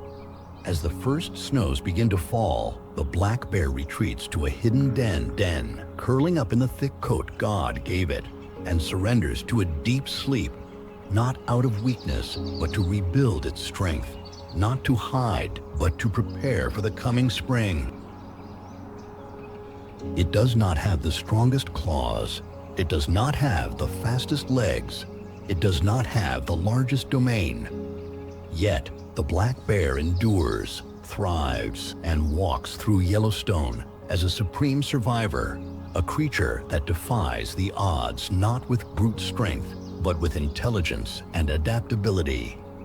And when spring returns, when the forests glow with golden sunlight, the black bear awakens, stepping out of its den once more, continuing its eternal journey as a nomad of the wild, a silent warrior whom God placed in this land to remind the world that in nature, the true victor is not the strongest, but the one who learns to adapt. And so, in the wilderness of Yellowstone, among ancient trees and glacial rivers, the black bear still walks, an immortal witness of time, a survivor who will never bow. Beneath the Earth's surface, where fire smolders in deep, unseen fissures, where steam rises from ancient underground veins, where glacial rivers carve the breathtaking valleys, God created Yellowstone as a masterpiece, a flawless fragment of nature, a world where life and wilderness are bound together in an unchanging order. Yellowstone is not merely a land, not just forests stretching endlessly, mountains standing resolute, or vast plains fading into the horizon. It is a symphony of nature where every creature, from the smallest to the mightiest, plays an irreplaceable role in the eternal dance of life. Here, rulers of the sky command the heavens. Bald eagles soar above, their wings casting shadows over the meadows and winding rivers, guardians of the wild, messengers sent by God to watch over this sacred land. Here, wanderers of the deep forests walk their untamed paths. Gray wolves move through the misty dawn, Yellowstone's cold-hearted warriors, enforcing nature's law with the instincts and wisdom bestowed upon them by the Creator. Here, giants of the wilderness observe in silence. Grizzlies stand at the river's edge, gazing upon the flowing waters as if they have witnessed the passage of thousands of years, as if they embody time itself. Here, builders of the future toil endlessly, fulfilling the mission nature entrusted to them. Beavers sculpt the landscape, carving rivers, shaping wetlands, and maintaining the balance of the ecosystem, not with brute force, but with precision and patience. Every creature here is not just alive, it is part of an eternal cycle. No being is without purpose. No existence is in vain. Yellowstone is not a land of stillness. It is a place of movement, a perpetual song, a cycle of life and death, of freezing winters and rebirth in spring. When spring arrives, glacial streams thaw, releasing pure waters across the plains. Newborn moose take their first shaky steps. Bear cubs emerge from their dens to see the world for the first time, and wolf packs howl to signal the beginning of a new era. When summer unfolds, Yellowstone wears a vibrant green mantle. Bison herds thunder across the open grasslands, deer prance through shaded groves, and eagles soar in the boundless sky, watching over a world teeming with life. Then autumn sweeps in, bringing crisp winds and golden hues to the forests. This is the season of preparation. Wolves hunt with greater urgency, grizzlies and black bears scavenge the last berries of summer, and flocks of migrating birds trace their ancient roots across the sky. And when winter drapes the land in white, Yellowstone does not die. It sleeps, it breathes, it waits to awaken once more in the light of spring.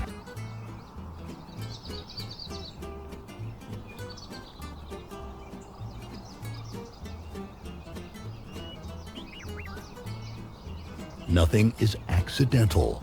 Nothing is random. Everything in Yellowstone exists by divine design. Every mountain, every river, every endless plain, they are the scriptures of nature. Every gust of wind, every howl of the wolf, every wingbeat of the eagle, they are whispers of the Creator. Every life that begins and ends, every dawn that breaks and every night that falls, they are the movements of an unending symphony composed by God Himself. Yellowstone is not just a park, not just a wilderness. It is proof of nature's eternity, of creation's strength, of the perfect balance set forth by God. And so, as time passes, as winters return, as wolves vanish and reappear, as grizzlies are born and fade, as rivers carve new paths, Yellowstone remains a symbol of untouched wilderness, a divine jewel of the world, a living testament to the ever-turning cycle of life. God created Yellowstone not just for humankind to behold, but for nature to sing its own song, for life to write its own story, a story with no end, a symphony that never ceases, a legend that time can never erase. With a wide sandy bottom, so we scored our main yard and up channel did make.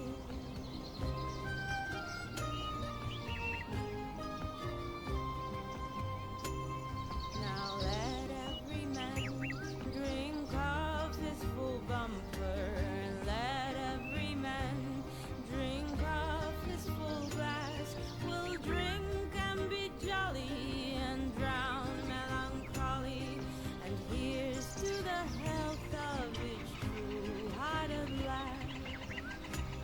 We'll rant and we'll roar like true British sailors. We'll rant and we'll roar along the salt seas until we strike something in the channel of old England.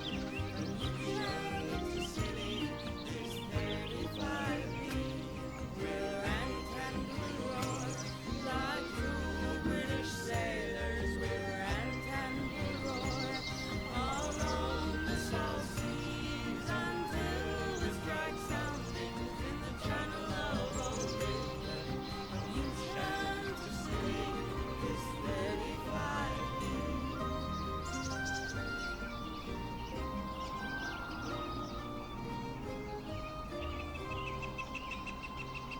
Farewell and adieu to you.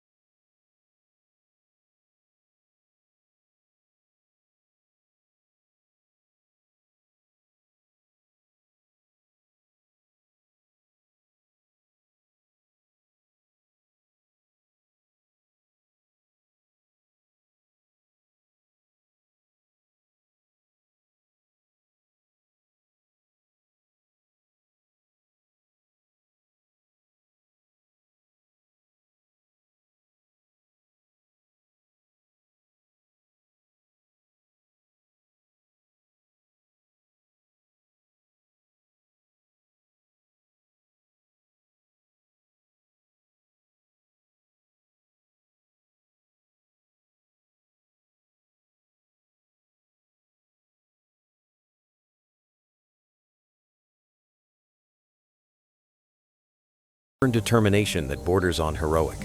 Thanks to its unmatched climbing skills, the goral can live at heights of up to 2,500 meters, where large predators like wolves and bears struggle to follow.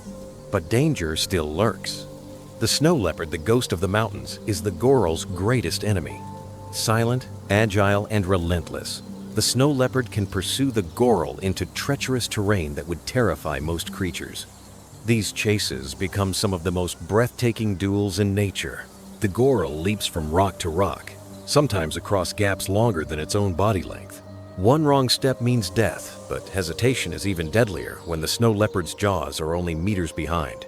Time and again, it is the goral's speed, balance, and sheer boldness that allow it to escape death by a razor-thin margin. When spring arrives and melting ice turns into streams cascading down the mountainsides, goral mothers give birth. The young are born on small, rocky ledges, suspended high above the ground. From their very first hours, the newborns must learn to stand, balance, and follow their mothers, for in this place, even a moment's delay can be fatal. Thanks to strong instincts and agile legs, they quickly join the dangerous rhythm of life on the cliffs. Summer brings a wider variety of food. Tender leaves, new shoots, and alpine herbs growing along the rocky slopes. The goral eats sparsely, but consistently, storing energy for the grueling winter ahead. This humble, resilient lifestyle is what makes it one of the most adaptable creatures in Siberia's high mountains. Yet, like many animals of this icy kingdom, the goral faces growing threats from humans. Mining operations, road construction, deforestation, and climate change are shrinking and fragmenting its habitat. Ancient cliff territories, once safe from disturbance, are now cut by new pathways or pushed upward as human presence expands. The goral is forced into higher, steeper, more dangerous terrain where survival becomes even more precarious. And still, it endures. Still, it stands proudly on the high cliffs, stepping gracefully along ledges that make even seasoned mountaineers dizzy. It embodies resilience and finesse, two qualities that have carried it through thousands of years of shifting climate, predators, and human encroachment. In the frozen kingdom of Siberia, where the mighty bison reign with brute strength, the bears with power, the tigers with majesty, and the foxes with cunning, the goral shines in its own quiet way. Not loud, not dramatic, but unbreakable. It is not a ruler, but it is a survivor, and in its silence lies its greatest strength. Such is the Siberian goral, a small creature with a heart as unyielding as the mountains it calls home. Asterisk, asterisk. Beneath the towering canopy of the endless taiga, where the winter sun is only strong enough to cast thin rays through layers of snow, the Siberian squirrel continues its ceaseless, restless life. Asterisk, asterisk. Small, swift, and seemingly fragile in a land forever weighed down by ice and wind, yet it is the squirrel that stands among the most resilient, intelligent, and ecologically vital creatures of this entire frozen kingdom. A truth many would never expect.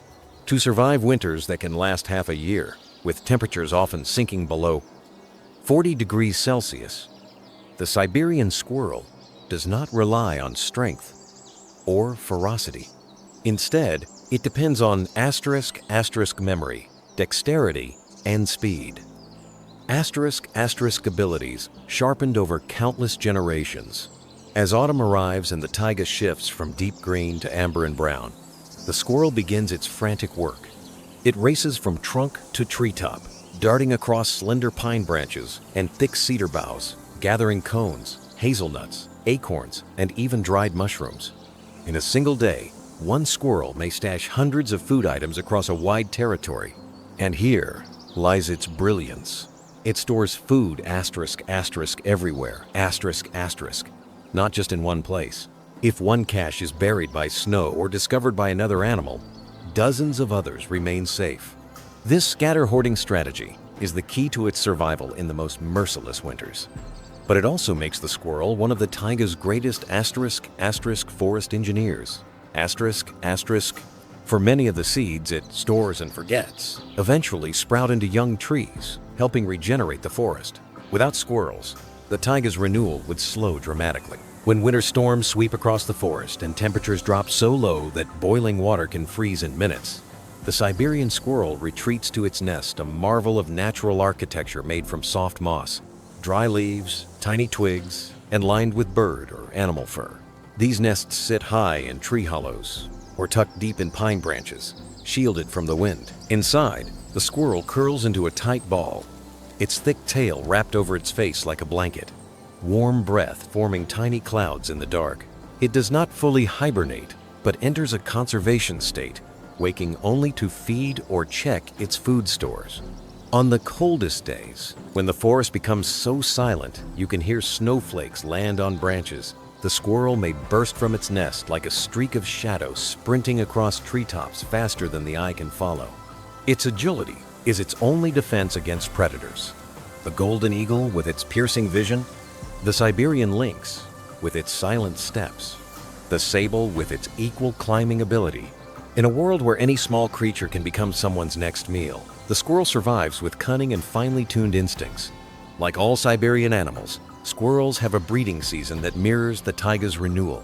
As the snow begins to melt and patches of moss turn green, the female builds or refurbishes her birthing nest. The babies are born tiny, blind, hairless, and helpless. But after 2 weeks, fur emerges. After 3, their eyes open. And by 5 weeks of age, they are already hopping near the nest entrance, curiously taking in the vast world beyond. The appearance of squirrel kits is a gentle announcement of spring new life in a land defined by cold.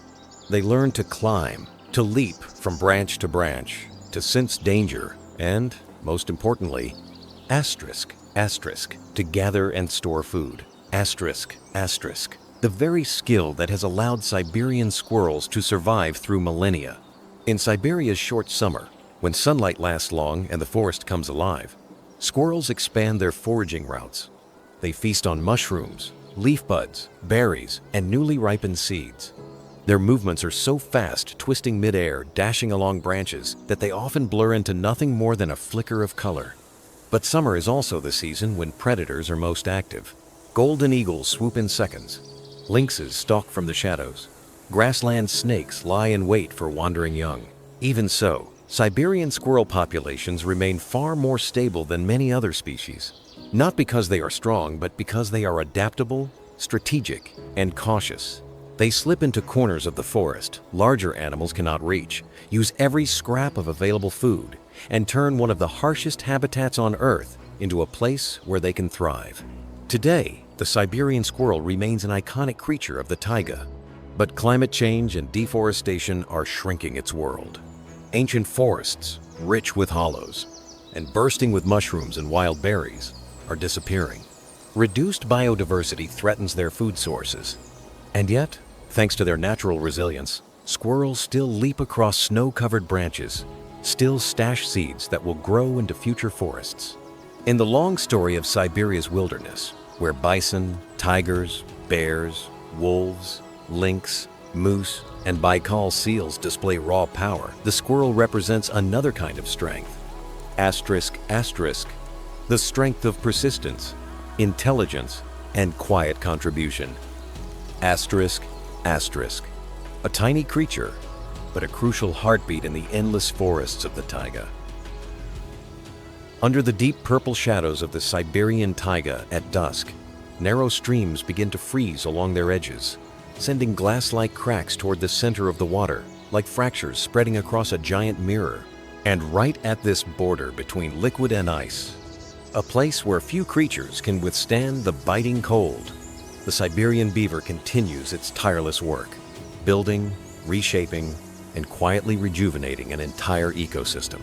Few people realize that in the vast wilderness of Siberia, where giants like the Siberian tiger, moose, bison, and brown bear rule the forests and plains, it is the beaver, far smaller and quieter, that acts as one of nature's greatest architects. Without noise, without spectacle, every dam they build alters water flow, creates new wetlands, nourishes hundreds of species, and sustains life in some of the harshest forests on Earth. The Siberian beaver has powerful front teeth that never stop growing strong enough to cut through tree trunks nearly the thickness of a human arm. This ability allows them not only to gather material, but to reshape entire riverbanks, turning dry, barren zones into fertile wetlands, a feat humans often need years to accomplish. Once a tree falls, the beaver cuts it into manageable pieces and ferries them through the water, either gripping them with its teeth or pushing them with its paws. Each piece is brought to the construction site, where the whole beaver family works together, layering mud, branches, stones, and leaves into a sturdy wall. A beaver dam can reach 2 meters tall and 100 meters long, astonishing for an animal less than a meter in length. Beavers work both day and night. Sub-zero temperatures do not stop them. Their thick waterproof fur and insulating fat allow them to dive repeatedly into icy water without weakening. This relentless effort results in structures strong enough to withstand winter after winter of Siberia's extreme weather. Yet the dam is only half the story. Behind it lies the beaver lodge, their fortress. From the outside, it looks like a massive pile of branches, but inside, entered only through underwater tunnels, it is dry, warm, and secure. Here, the beavers raise their young, store food, and rest after long nights of labor. Winter arrives early and brutally in Siberia. Ice can seal lakes and rivers under more than a meter of solid frost, entirely blocking access to the surface. But the beavers are prepared. In autumn, as the leaves turn golden, they gather fresh branches, sink them beneath the water near the lodge, and anchor them with mud and stones. These submerged branches become their winter food cache. When everything above is frozen and inaccessible, the beavers slip beneath the ice and pull out branches as needed, surviving months without ever leaving their lodge. One of the beaver's most remarkable traits is its family structure. A beaver family typically includes 2 parents and 2 generations of offspring, yearlings nearly grown and newborn kits. The older siblings help build dams, maintain the lodge, and care for the younger kits, a rare level of cooperation in rodents. This teamwork is essential for surviving Siberia's unforgiving winters. When spring comes and melting ice floods the rivers, many dams become damaged, And this is when the beaver family gets to work again. They rebuild constantly. Every year, every season, every change in the water's flow demands repairs or improvements. Over decades, these efforts create thriving wetlands that attract fish, water birds, amphibians, insects, and countless plant species. But human activity threatens this delicate system. Streams are diverted, riparian forests are cut down, and pollution reduces the beaver's food supply. In some regions, these changes have destabilized beaver populations. Yet in protected areas, beavers are returning in impressive numbers, proving that when nature is given space, it heals itself. In the grand tapestry of the taiga, where every species plays a role in the fragile balance between life and death, the beaver represents creativity, resilience, and nature's power to rebuild. Without claws or fangs, armed only with their teeth and unyielding determination, beavers reshape waterways and create homes for hundreds of other species. Watching a stream wind its way through a beaver dam, we're reminded that some of the smallest creatures are the ones sustaining entire landscapes. Just like Siberia itself, harsh yet enduring, cold yet quietly generous, the beaver is a testament to the quiet strength that keeps the wild alive. Across the endless skies of Siberia, where ice-crowned mountains slice the horizon and white plains stretch into infinity, the golden eagle soars like an ancient spirit of wind and frost. In a world where winter can swallow half the year and 40 degrees Celsius cold can freeze motion itself, the golden eagle is the one creature that never yields. It does not merely survive, it reigns. Its wings, when fully spread, look like twin blades forged from winter sunlight. Every feather serves a purpose. Small head feathers reduce drag. Long primary feathers provide lift. Tail feathers steer with surgical precision, and a dense layer of down seals in warmth, allowing the eagle to ride the frozen air for hours without the cold piercing its body. Its eyes, sharp and deep as frozen amber, scan the silent, white world below, detecting the slightest movement. In Siberia, the golden eagle has few rivals. In the sky, it is the undisputed monarch. Yet its dominance comes not from brute force alone, but from strategy refined through thousands of generations. When hunting, the eagle does not rush. It circles, observes, calculates the direction of the wind, the contours of the land, the depth and texture of the snow. Because thick snow can cushion a strike, while thin snow can cause prey to slip. Only when every variable aligns does the eagle begin its attack. In that moment, nature seems to hold its breath. Wind screams past its wings as the bird becomes an arrow plunging through the frozen sky. No other raptor in Siberia can match its speed. Just before hitting the ground, it flares its wings, uses air resistance to brake, then unleashes a lethal strike of its talons.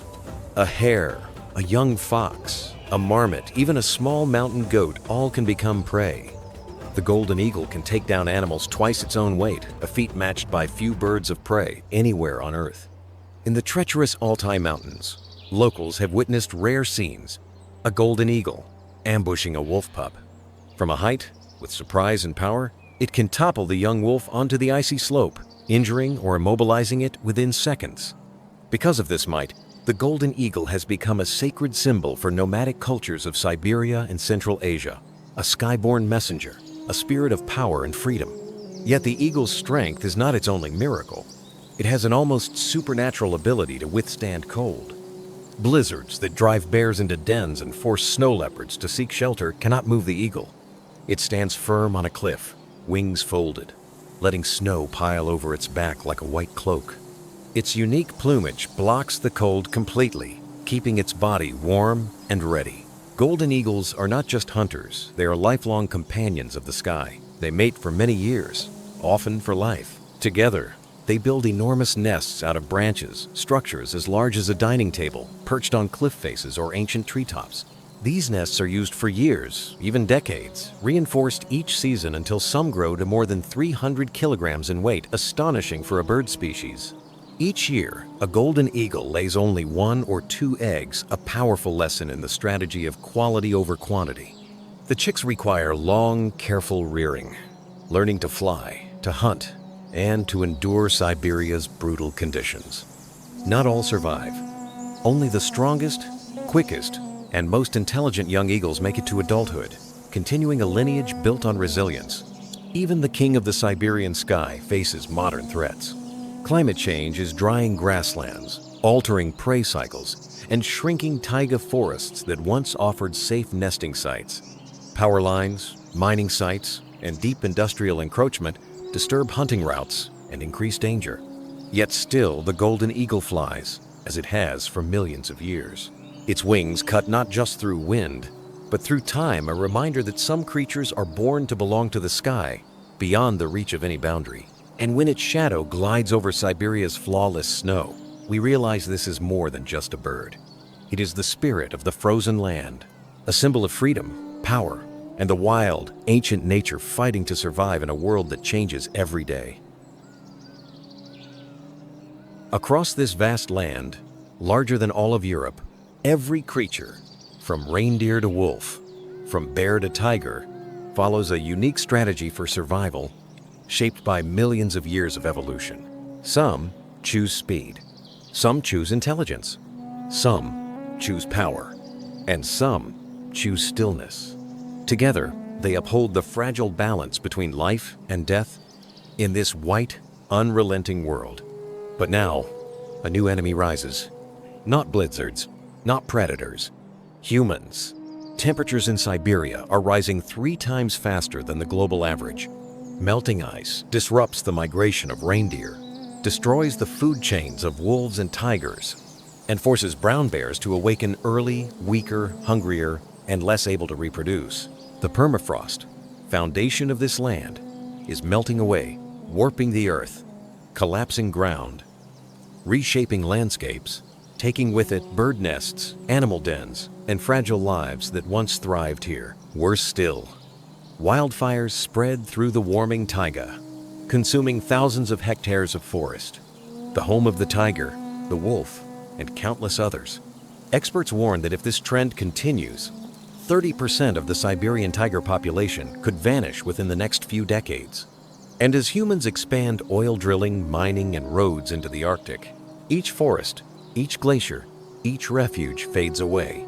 The creatures that once ruled this frozen kingdom are now being cornered in the very world they built. Perhaps Siberia's eternal winter is finally melting, not just its ice, but the miracles once locked within it. The legendary beasts that once embodied nature's strength now struggle for their very last breath. When the blizzards quiet and the winds fade, only silence remains, whispering through bare trees, tracing the fading footprints of those that once ruled here. Siberia, a land of legends, survival, and memory. A place where nature still writes its story, whether humanity chooses to listen or not. Siberia, a land colder than imagination, larger than all of Europe where time seems frozen between snow and wind. Here, life endures not by chance, but by willpower, instinct, and the quiet miracles of nature. Amid endless taiga forests, frozen rivers, and white tundra plains, every creature from the smallest to the most powerful carries a story of survival, an unending song of resilience. Yet this primal beauty is fading. Deforestation, logging, and mining expansion are carving deep wounds into the heart of the taiga home of the Siberian tiger, brown bear, and gray wolf. The once sacred silence of the forest is broken by the roar of chainsaws. Logging trucks rumble across lands where tigers once stalked, where bears hibernated, where wolves once howled at the icy moon. Poaching continues, quiet and ruthless, like shadows in the night. Despite protective laws, black markets still thrive, trading tiger bones, bear pelts, and claws, turning symbols of life into luxury goods for human greed. Even as tiger numbers rise thanks to conservation, every trap laid in the forest is still a death sentence for the wild. Meanwhile, new oil fields, pipelines, railways, and mines open paths for development but block the paths of migration and life. Reindeer herds that once traveled thousands of kilometers now find their routes severed by metal fences and concrete roads. In some regions, their numbers have fallen by up to 50%, and ancient trails through the snow are vanishing. Every hammer strike, every road built, is another scar on the back of Siberia. Climate change is advancing at a terrifying pace. Temperatures here are rising 3 times faster than the global average. Ice melts, winters shorten, summers lengthen, forests burn, rivers dry, and natural cycles fall apart. Bears awaken before winter ends, wolves lose their prey, and tigers are forced to approach villages to hunt. The permafrost, the foundation of this land, is melting, collapsing the ground, reshaping rivers, and erasing forests that have stood still for millennia. Wildfires now rage across the taiga, devouring millions of hectares once the shelter of countless species. After the flames, there is only silence, a white, lifeless silence. Scientists warn that if nothing changes, up to 30% of the Siberian tiger population could disappear within decades. And yet, amid destruction, there is still hope. International organizations, led by the WWF, are fighting to restore life, from protecting sea ice for the polar bear to reducing carbon emissions that slow the melt. In Franz Josef Land, one of Russia's strictest nature reserves, the last polar bears still wander across the ice, teaching their cubs to swim, to hunt, and to keep alive the fading spirit of the Ice Age. Today, only 31,000 polar bears remain on Earth. Without decisive action, that number may fall by 30% by 2050. The Siberian tiger, symbol of this land, once numbered only 30 individuals in the early 20th century. Thanks to the 1,947 hunting ban and decades of conservation, that number has risen to about 500. This is not only a biological victory, but proof that human compassion can still triumph over greed. The Siberian gray wolf thrives under protection in the Pudorana Reserve, spanning 1.8 million hectares free to breed, hunt, and sustain a stable population of 40,000 individuals. The Siberian brown bear is also safeguarded in pristine forests such as Kranatsky and Sikhotia Lin, maintaining an estimated 120,000 individuals across Russia. These successes are rays of hope, but never enough.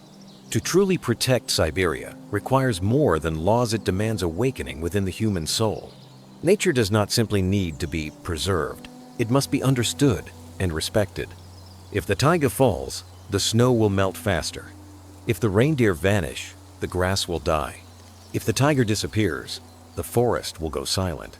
And if the permafrost melts, the earth will warm along with Siberia. Beneath the frozen sky, the resilient still endure. The polar bear, the solitary king of the frozen sea. The reindeer's symbol of endurance. The gray wolf spirit of unity and strategy. The brown bear, the sleeper who renews. And the Siberian tiger, the silent lord of the taiga. Each one bears witness to the Creator's power, to the divine design that gave every being both instinct and purpose. From them, we learn patience, adaptation, strength, and humility before nature. Siberia, the land of ice, wind, silence, and soul. A place where beauty and brutality coexist, where every breath is a miracle, and every living creature is a warrior. But if humanity remains indifferent, the eternal winter of Siberia will melt, and with it, the final songs of the wild. Now, the responsibility is ours. We who were entrusted to guard this earth, let us act. Let us protect and honor life itself. Because nature does not need humanity, but humanity cannot live without nature. Siberia still breathes. The forest still waits for spring. The tiger still stalks in the snow. The reindeer still migrate. The mother bear still rocks her cubs in the ice cave. And if we listen closely, we will hear the heartbeat of the earth, steady, enduring, eternal, like the legendary land called Siberia. If the breathtaking images of Siberia have touched your heart, if the stories of the Siberian tiger, the polar bear, the gray wolf, the reindeer, and the endless taiga forests have reminded you of how vast and beautiful this world truly is, and if you believe that nature deserves to be heard, protected, and told in the most honest way, then please don't leave before subscribing. Hit subscribe and turn on the notification bell, because every single subscription not only helps us continue creating these painstakingly crafted documentaries, but also helps spread the message of conservation to millions of others. When you subscribe, you become part of a journey through the deep ancient taiga forests, a journey across endless snowfields, tundra plains, and eternal ice. A journey following the Siberian tiger through the night, the reindeer on their great migration, and the gray wolf hunting through blizzards. A journey to tell the stories that nature cannot speak for itself. You are not just following a YouTube channel. You become a guardian, a witness, and an inspiration for the next generation. Join us in writing the next chapters of the forest, the ice, the wildlife, and the hope that still lives within this frozen kingdom. Click subscribe and step into the wild world waiting ahead, where every frame is a breath of life, every sound is a reminder, and every expedition is a miracle of the earth. Subscribe today so you never miss a single story from the legendary realm called Siberia, and so your voice becomes part of the mission to protect life in the last great kingdom of ice.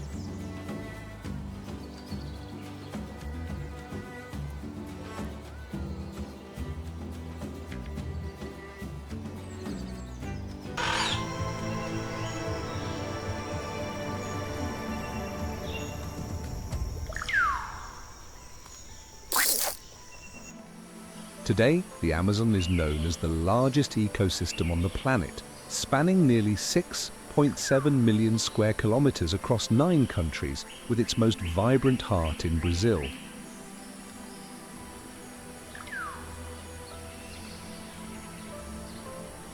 Home to 60% of this vast region, the mighty rivers of the Amazon, stretching over 7,000 kilometers,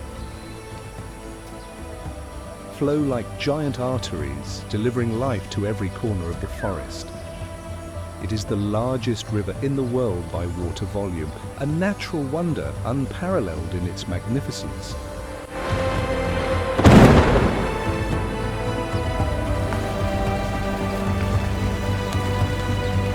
The Amazon is more than just rivers and dense jungles.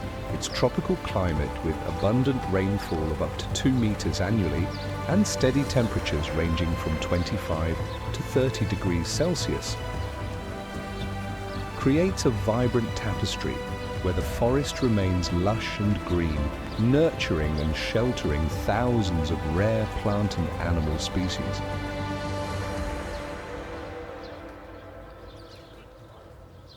God did not simply create the Amazon as a forest. He composed a living symphony where every creature dances in a wondrous rhythm of life, all in harmony with the cadence of nature. The Amazon is more than a region. It is home to 390 billion trees, each one a heartbeat of the planet.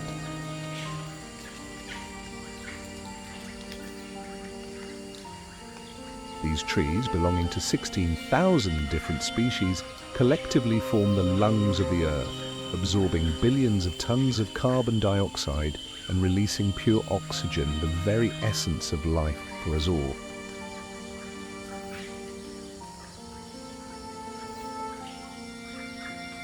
But the Amazon's wonders don't stop there.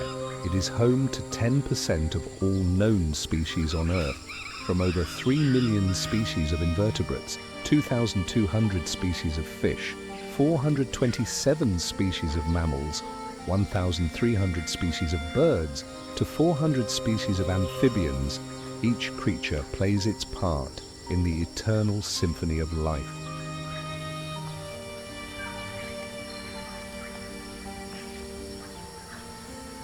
After each tropical rain, the Amazon awakens in a mystical veil of mist. The forest floor quickly bursts with new life, reminding us of the endless cycle of existence. In His infinite wisdom, God designed a flawless ecosystem where trees not only rise from the earth but also filter the air, generate water, and maintain balance for the entire planet. Imagine these colossal biological machines, billions of trees in the Amazon, silently absorbing carbon from the sky and releasing pure oxygen each day. They are not merely trees, they are guardians of life, silent warriors against the passage of time. As the first light of dawn pierces through the dense canopy, it paints a shimmering masterpiece, awakening a vibrant world. The lowland tropical forests of the Amazon resemble a mythical green labyrinth where towering giants over 60 meters tall stand majestically, sheltering thousands of smaller plants thriving in their shade. The Amazon is more than a forest. It is the pulsing heart of the planet, where life flourishes in perfect harmony. Every drop of water, every branch, every breath is a miracle of creation.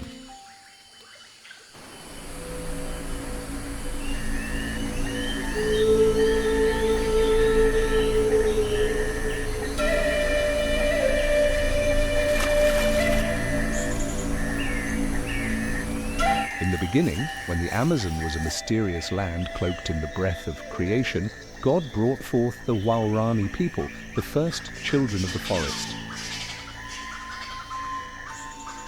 They were born not only from the earth and waters of the Amazon, but also from His will and profound love for this magnificent jungle. The Waorani were not conquerors. They were protectors entrusted with a sacred mission by God. They did not live apart from the forest, they were one with it. Every falling leaf, every flowing stream, every breath of the jungle carried a piece of their soul. God endowed the Waorani with extraordinary intelligence and unmatched adaptability to nature. They learned to move silently among the trees like shadows, hunt with blow darts laced with curare poison, and heal wounds using the roots of the forest.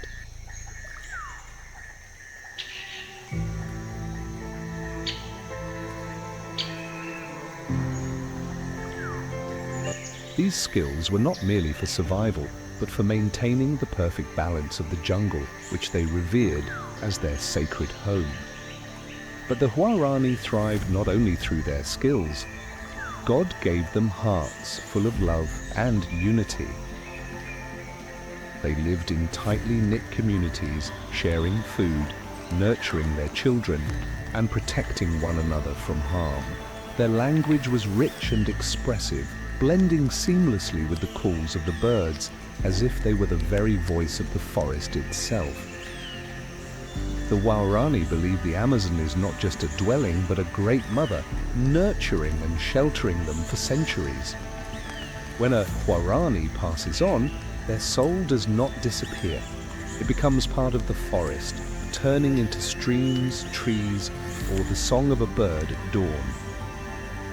The Waorani are not just a part of the Amazon, they are the heartbeat of the forest, the guardians of the ancient secrets God wove into every inch of its soil, every drop of its water, and every rhythm of its life.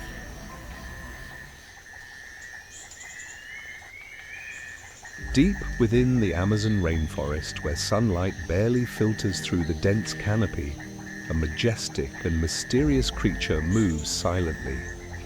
This is the jaguar, the uncrowned ruler of the greatest tropical forest on Earth.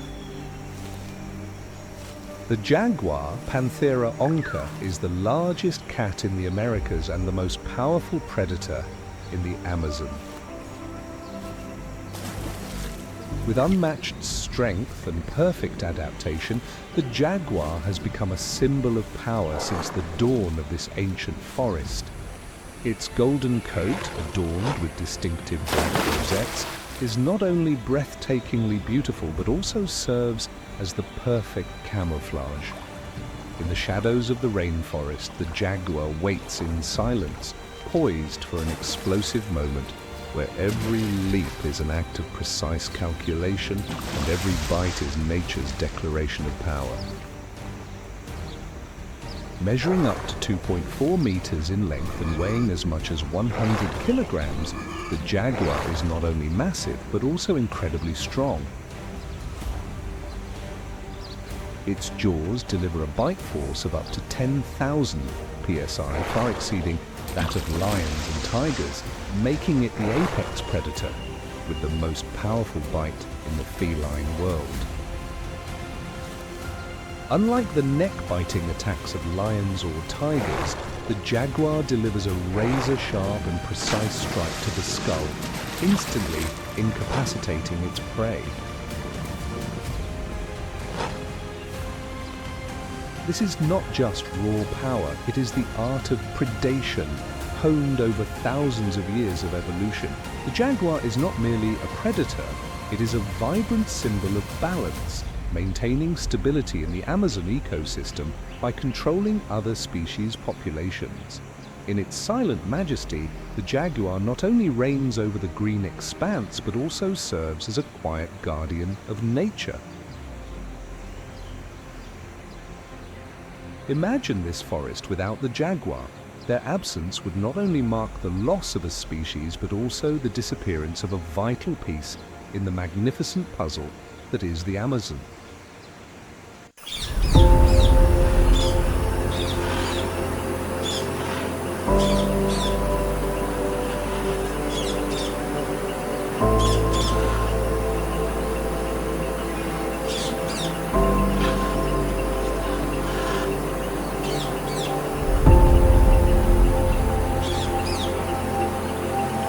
In the dark waters of the Amazon, where sunlight barely penetrates and shadows dominate all, a creature of immense power lies hidden.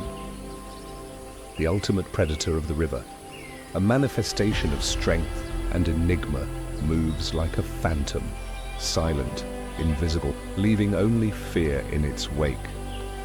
Measuring up to 6 meters in length and weighing over 400 kilograms. And this creature is more than a predator.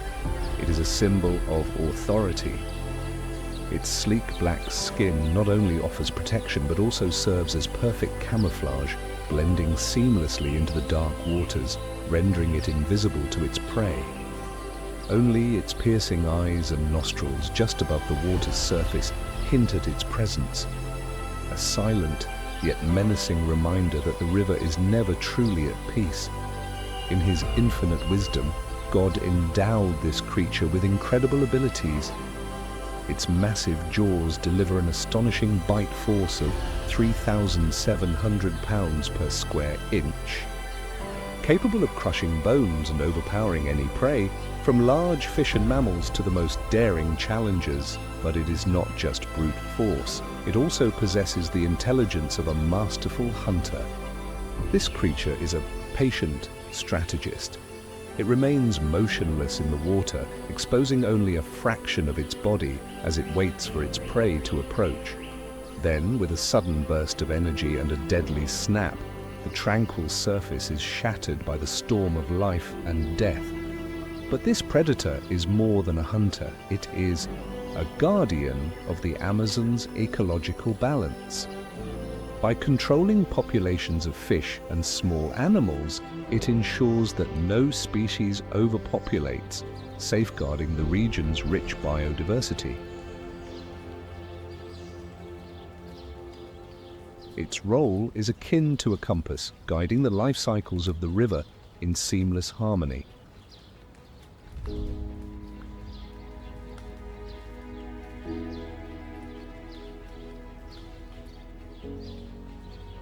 This creature does not merely exist, it thrives as a symbol of resilience and power.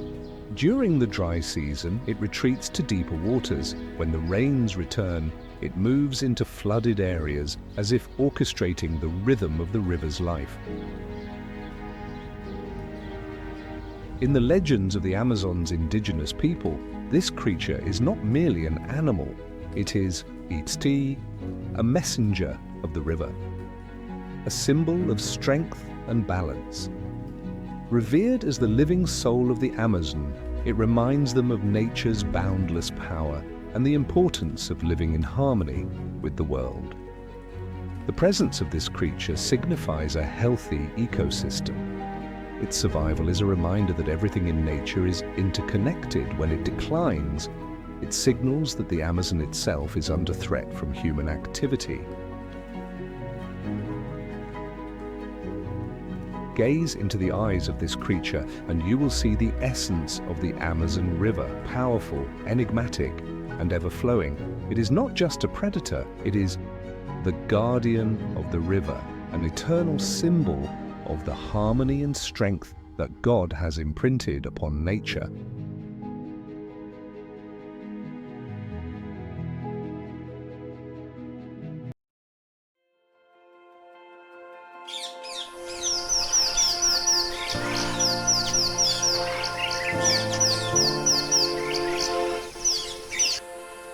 High in the canopy of the Amazon rainforest, where sunlight filters softly through dense leaves, a swift and graceful creature dances through the air. This is the spider monkey, the master of movement in the jungle, a primate often likened to the dancers of nature. Spider monkeys, or ateles, belong to the Atelidae family and are one of the most vibrant symbols of the Amazon's lowland tropical rainforest ecosystem.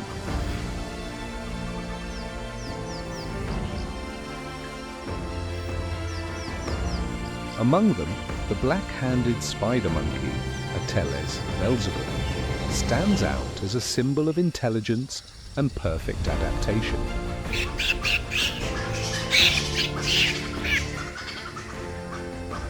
Emerging around 4 million years ago during the Pleistocene epoch, spider monkeys are part of the New World primates, a lineage of smart survivors that split from their Old World counterparts tens of millions of years ago.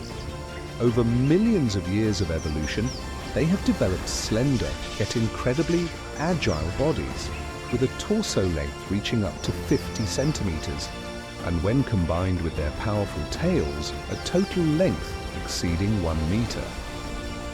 The spider monkey's long tail is more than just a body part. It is a fifth limb, a unique tool bestowed by nature. With this remarkable tail, they can grip branches, move effortlessly from tree to tree, like acrobats performing in the heart of the jungle. This extraordinary mobility helps spider monkeys maintain balance as they forage for food and stay clear of predators lurking beneath the dense forest canopy.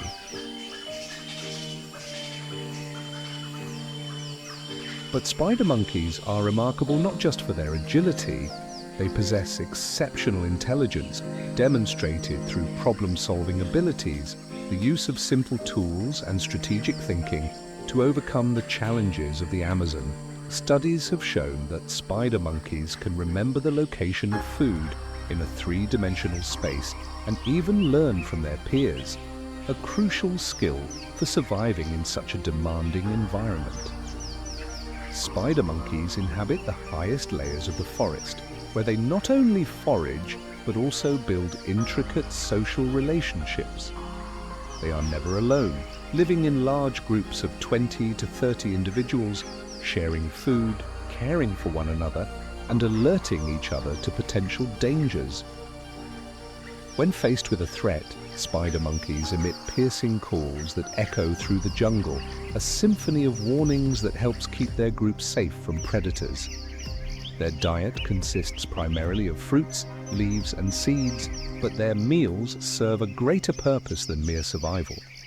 By consuming and dispersing seeds through their droppings, spider monkeys inadvertently act as gardeners of the rainforest, sustaining and regenerating life within the Amazon ecosystem.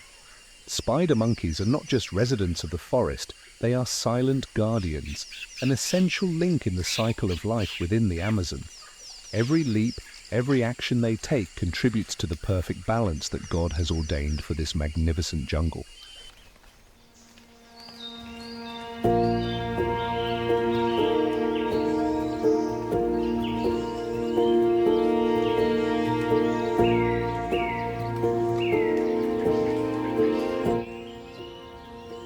Amid the towering canopies of the Amazon rainforest, where sunlight filters sparingly through dense leaves like golden beams, a wondrous creature appears.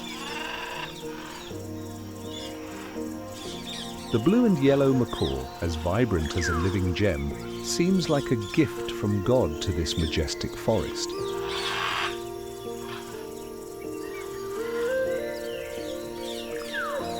Known scientifically as Ara ararauna, the blue and yellow macaw is more than just a bird. It is a symbol of vibrant life and ceaseless motion, its dazzling blue feathers on its back and radiant yellow chest and belly, combined with its keen eyes, make it a striking presence in the heart of the Amazon. When its wings, spanning up to 1 meter, spread wide, the sky is painted with nature's most exquisite artistry. But the blue and yellow macaw thrives on more than beauty.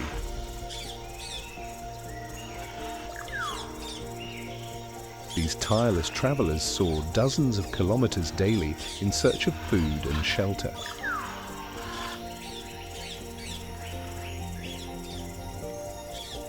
Their strong, sharp beaks are incredible tools, capable of cracking even the hardest nutshells, a feat few animals can match.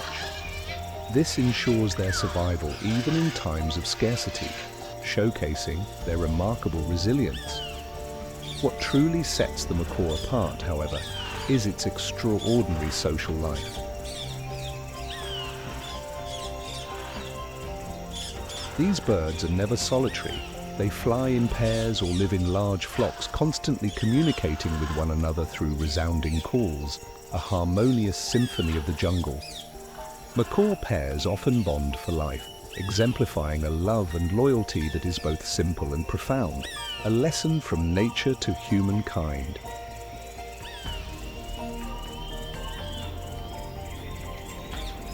At dawn, as mist still cloaks the forest, the blue and yellow macaw begins its daily journey. Soaring high above the Amazon, they search for fruits and seeds, their vital sustenance. Yet their journey is about more than nourishment.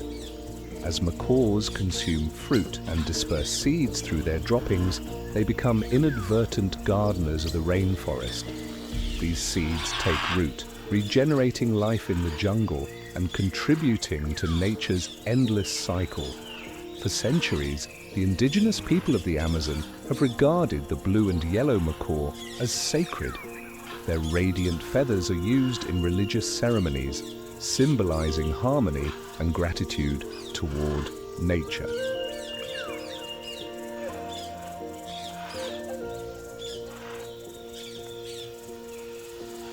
The macaw's resonant calls are more than mere communication.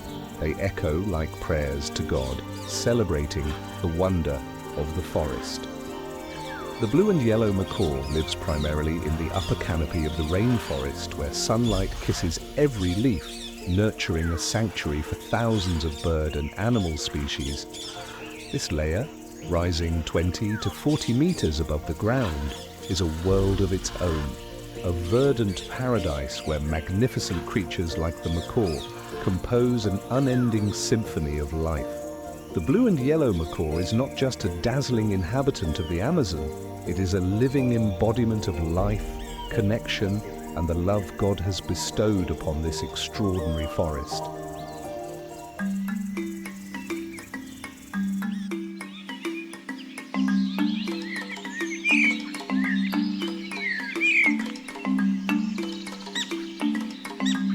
High in the towering canopies of the Amazon rainforest, where sunlight barely filters through the dense foliage, a remarkable creature appears, the toucan.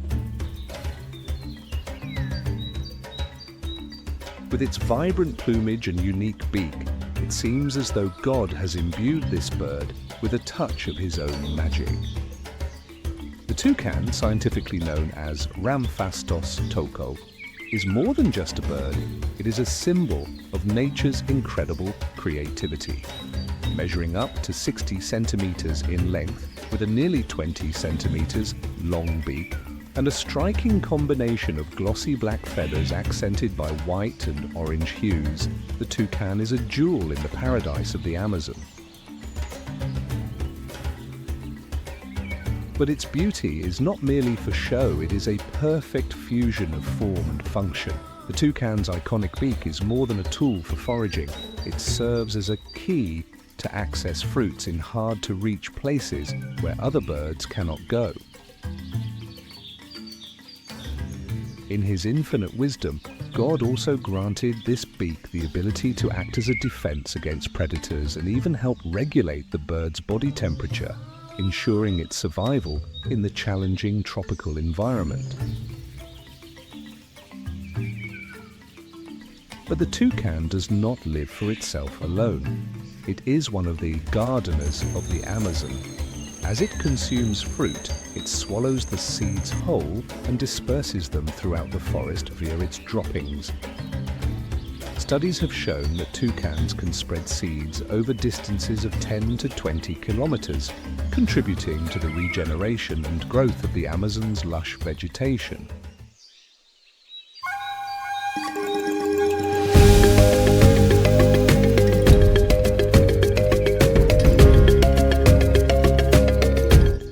Through this seemingly simple act, the toucan becomes an indispensable link in the rainforest's life cycle.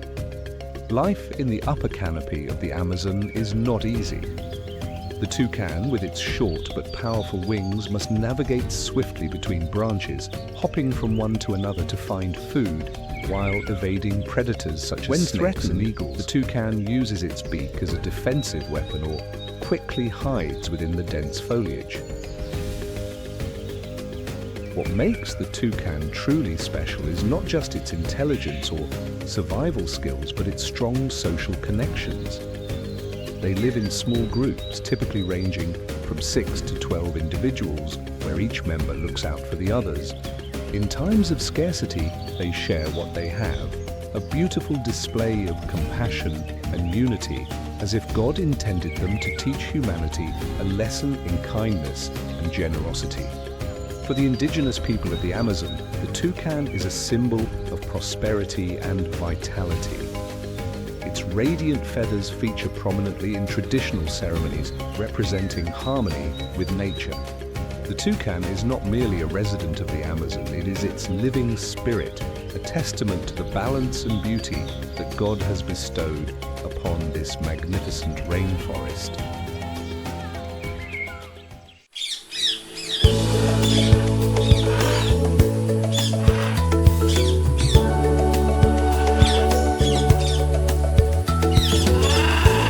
In the dawn of time, when God laid the foundations of the Amazon rainforest, he created a small yet extraordinary creature, the leafcutter ant. They are not just tireless workers, but silent guardians, carrying out a sacred mission to nurture life and uphold the cycle of the great forest. From afar, a colony of leafcutter ants appears as a flowing river of green, each tiny ant carrying a piece of leaf on its back. But do not be deceived by their size. These creatures are nature's architects, pioneers of the Amazon ecosystem, where every step they take shapes the life of the jungle. In his infinite wisdom, God granted the leafcutter ant a unique ability. With their sharp mandibles, they cut leaves far larger than themselves, carrying them back to their nests to cultivate a special fungus, their primary food source. This is not just survival, it is advanced agriculture, a marvel that only nature could conceive. The leaves, once processed by the ants, not only feed the fungus but also enrich the soil, returning nutrients to the forest floor. God intricately wove every thread of this life cycle together, and the leafcutter ant serves as the heartbeat of the Amazon ecosystem. Beneath the forest floor, a leafcutter ant nest is a biological wonder, a subterranean city with countless chambers, tunnels, and specialized areas. Millions of ants live and work in perfect harmony. Every worker, soldier, and fungus tender understands its role within the colony. None are left behind, none stand idle. It is a profound lesson in unity and responsibility that God offers to all of us. Imagine a stream of leafcutter ants moving tirelessly through the forest. The green fragments they carry resemble tiny victory flags, symbols of their perseverance and strength. Each ant, though small, carries the spirit of a warrior, working relentlessly to fulfill the mission God entrusted to them. For For the indigenous peoples of the Amazon, the leafcutter ant has long been a symbol of diligence and harmony with nature. To them, these small creatures are a divine reminder that every being, no matter how tiny, plays an essential role in the grand design of life. Leafcutter ants do more than cut leaves and build nests. They regenerate the forest, enrich the soil, and maintain the ecological balance upon which the entire Amazon depends. With every step they take, every leaf they carry, they fulfill God's will, keeping this rainforest vibrant and alive. Let us bow before these small yet extraordinary creatures, the leaf-cutting warriors of the Amazon. They are not just ants, they are the keepers of the forest's rhythm, living proof of God's boundless wisdom and wonder.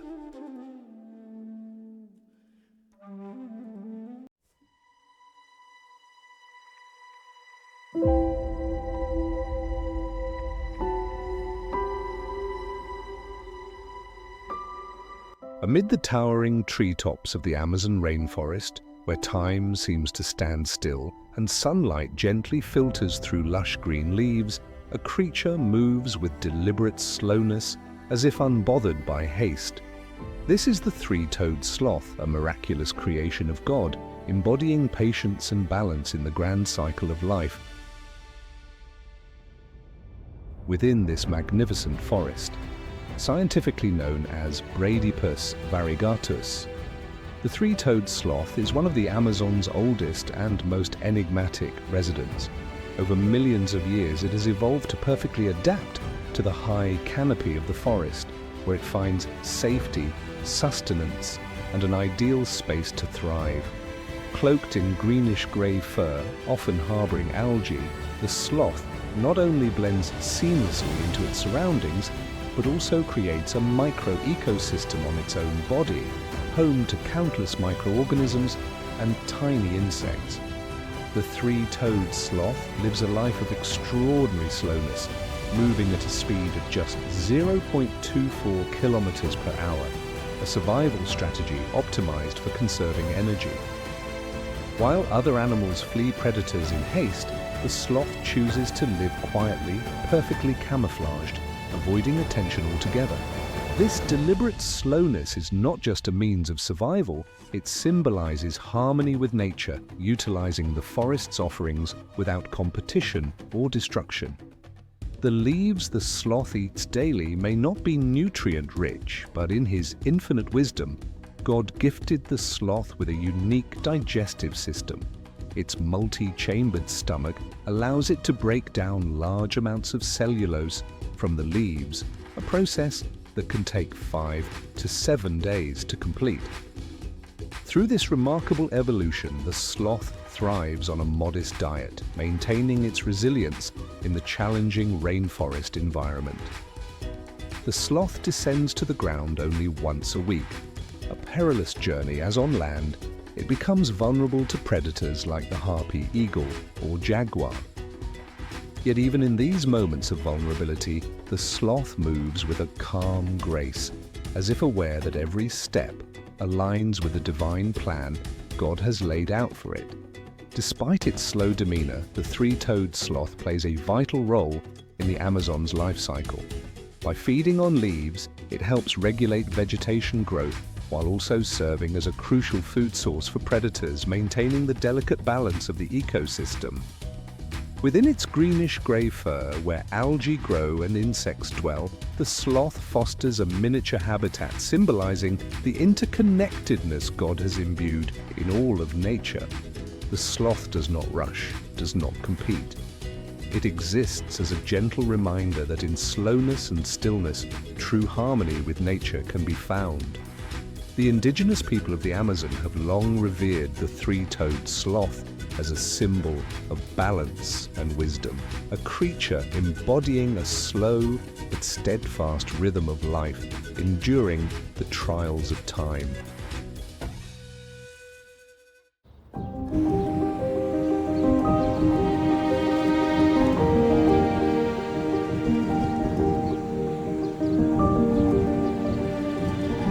Amid the endless currents of the Amazon River, where the sunlight dances on the water's surface like shimmering mirrors, a magnificent creature emerges. The giant otter, the uncrowned king of freshwater realms, stands as a divine reminder from God that strength lies not only in size or speed, but also in unity and a sacred bond with family and nature. Scientifically known as Pteronura brasiliensis, the giant otter is the largest otter species in the world, reaching up to 2 meters in length and exuding undeniable majesty. Its sleek brown fur glistens under the sunlight, and its intelligent, gleaming eyes seem to have been crafted by God to make it a formidable guardian of the Amazon's waterways. In his infinite wisdom, God gifted the giant otter with perfectly webbed feet and a powerful tail. These creatures do not merely swim, they glide through the water like dancers, with each tail thrust a masterpiece of precision and speed. Beneath the surface, they are relentless predators, their agility and hunting prowess unmatched as they chase down prey with astonishing skill. But the giant otter does not hunt merely for survival. It is a protector of the river, playing a vital role in maintaining ecological balance. By preying on fish and crabs, it regulates the populations of these species, ensuring the river's life cycle remains whole and unbroken. The giant otter embodies unity. It is never alone. Living in family groups of 3 to 10 individuals, these creatures forge deep bonds with one another. The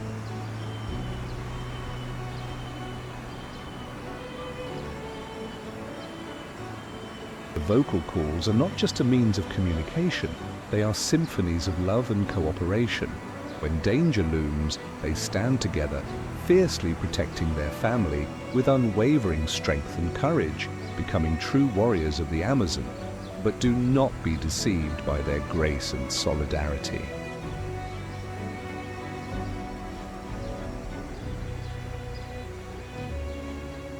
When challenged, the giant otter transforms into a fearless contender, capable of confronting large predators like caimans or jaguars.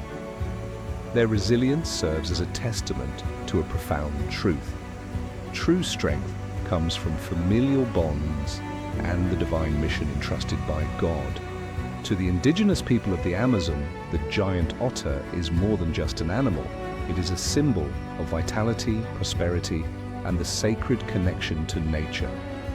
In ancient legends, they are revered as guardians of the river, beings imbued with God's breath, ensuring the waters remain pure and teeming with life.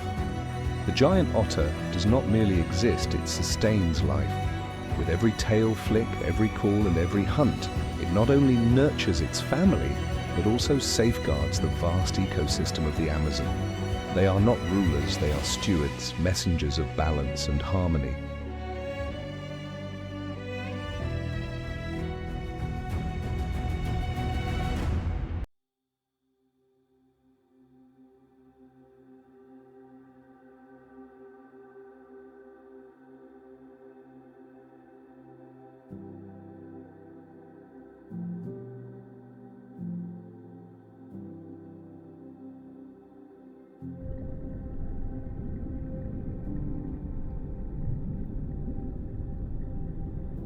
Deep within the dark waters of the Amazon, where sunlight struggles to reach, a remarkable creature quietly exists. The electric eel, one of the most extraordinary creations God has gifted to this river.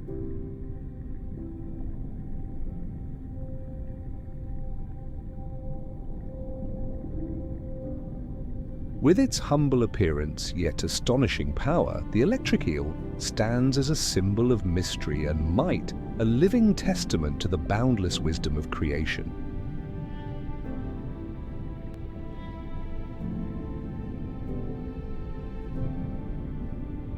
The electric eel, scientifically known as Electrophorus electricus, is a one-of-a-kind marvel.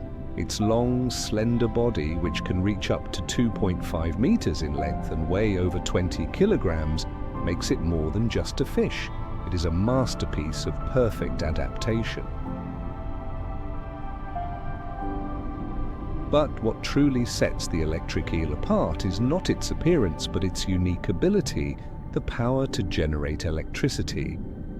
In his infinite wisdom, God bestowed the electric eel with an extraordinary gift, the ability to produce electrical discharges of up to 600 volts, enough to stun or incapacitate any creature encroaching on its territory. Its body contains thousands of specialized cells called electrocytes, functioning like tiny batteries connected in series. When threatened or hunting, the eel releases this electricity with precision and power, as if the Amazon itself were unleashing bolts of lightning from its depths. The electric eel is not an aggressive predator, but a master of skill and patience.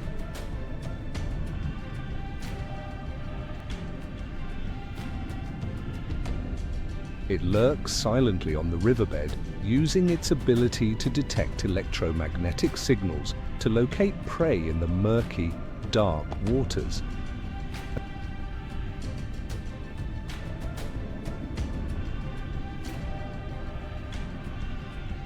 A single powerful discharge stuns small fish, shrimp, or crabs, allowing the eel to capture its prey effortlessly without prolonged struggle. But the electric eel is more than a predator. It plays a crucial role in the Amazon's ecosystem. As it moves and hunts, it stirs the riverbed, bringing nutrients from the bottom to the surface, supporting the growth of aquatic plants and microorganisms. Its existence is an integral part of maintaining the balance and vitality of the river. In the legends of the Amazon's indigenous people, the electric eel is more than a creature. It is a manifestation of power and mystery. Revered as the guardian of the river, it symbolizes latent energy and unyielding authority. They believe that God created the electric eel as a reminder that even in silence, unparalleled strength resides.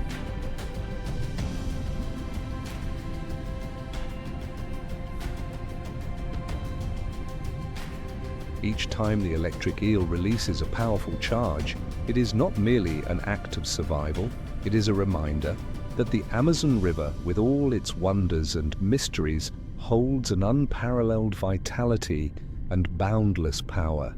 Look into the eyes of the electric eel and you will glimpse a fragment of the Amazon River, mysterious, powerful, and full of surprises.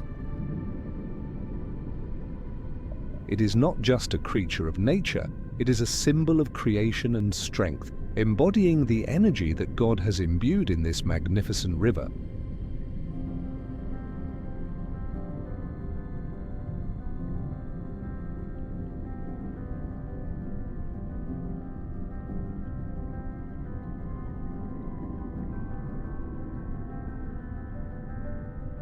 Unlike the electric eel, a solitary predator, the red-bellied piranha is a master of collective strategy. These fish don't hunt alone, they live and prey in schools, drawing strength from unity.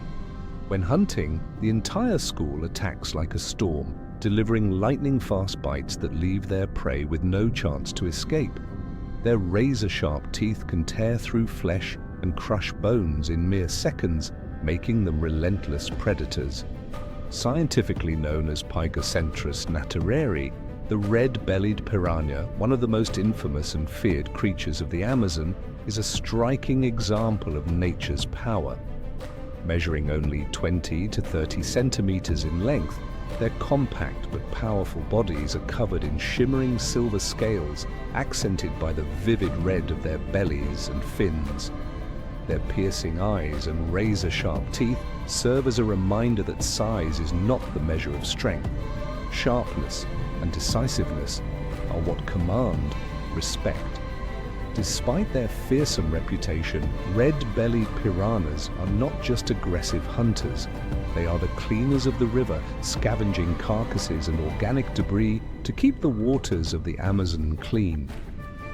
This role serves as a reminder that in every creature, no matter how intimidating, lies a sacred mission entrusted by God to sustain the natural cycle of life.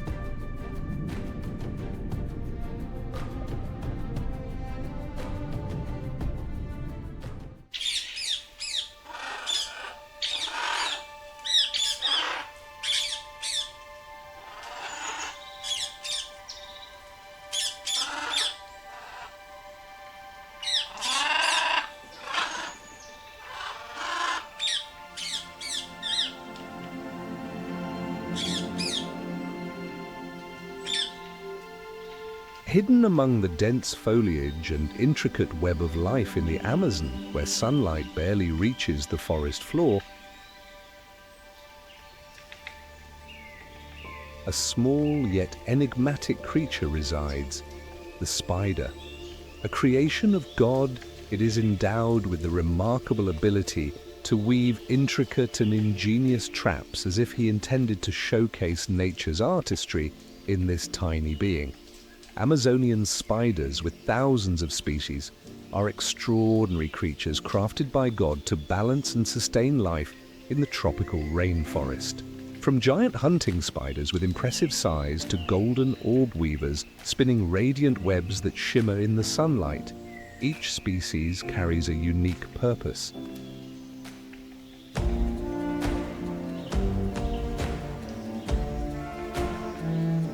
In his infinite wisdom, God gave Amazonian spiders incredible abilities. Their silk, spun from their own bodies, is not only stronger than steel, but also the perfect tool for hunting. Spider webs are more than just traps. They are living works of art, glistening in the light and reflecting the harmony of strength and beauty. Spiders are not just silent predators, but also master strategists. They patiently wait for unsuspecting prey to stumble into their webs, then pounce with astonishing speed. Their long, agile legs move like a dancer's, executing precise, calculated movements that are both gentle and highly effective. But spiders do not hunt for themselves alone. They are guardians of balance in the Amazon. By controlling populations of insects and small animals, they prevent the ecosystem from tipping into chaos. Their role as silent forest keepers ensures that every link in the natural cycle continues seamlessly. In the culture of the Amazon's indigenous people, spiders are symbols of creativity and resilience. Legends tell of how God gave spiders the ability to weave webs as a reminder to humanity of nature's interconnectedness, that all things are linked. Each strand of a spider's web is believed to represent a thread of life, safeguarded and guided by God. These tiny spiders may often be overlooked, but their role is irreplaceable. Every web spun, every hunt completed, contributes to the rainforest's survival. God created spiders not just to exist, but to teach us about creativity, patience, and living in harmony with nature. Look closely at a spider's shimmering web among the Amazon's trees, and you will witness the marvel of creation, a symbol of perfection and infinite wisdom that God has etched into every thread.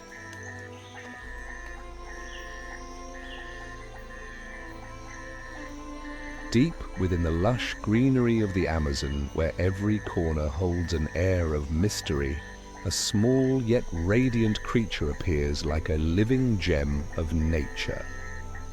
The poison dart frog, a creation of God, captivates with its dazzling beauty while instilling fear in all who dare to approach. Crafted as a reminder of the delicate balance between beauty and danger, the poison dart frog is a testament to God's infinite wisdom in the design of all living things. Scientifically known as Dendrobatidae, the poison dart frog is among the most striking inhabitants of the Amazon, measuring less than black's 5 centimeters. It is adorned in the most vibrant colors nature has to offer: brilliant yellows, neon greens, deep reds, and intricate patterns that look like living works of art. But do not let its brilliant appearance fool you. These colors are not meant to attract, but to warn. Within its tiny body lies a potent toxin, powerful enough to subdue any creature that dares challenge it. In his boundless creativity, God endowed the poison dart frog with a weapon that defies imagination. Its toxin, particularly yasta, batrachotoxin, one of the most potent natural poisons known, can paralyze muscles and stop a heart with just a minuscule amount. Remarkably, this toxin is not produced naturally by the frog, but is accumulated through its diet of small insects. This ingenious adaptation makes the poison dart frog a biological marvel, a creature that defends itself through the very sustenance it consumes. But what makes the poison dart frog truly extraordinary is not only its toxicity, but also the subtle elegance of its existence. Unlike aggressive predators, it lives quietly, yet with undeniable authority. Hidden among the leaves, it uses its vibrant colors as a silent shield, warning potential threats to think twice before attacking.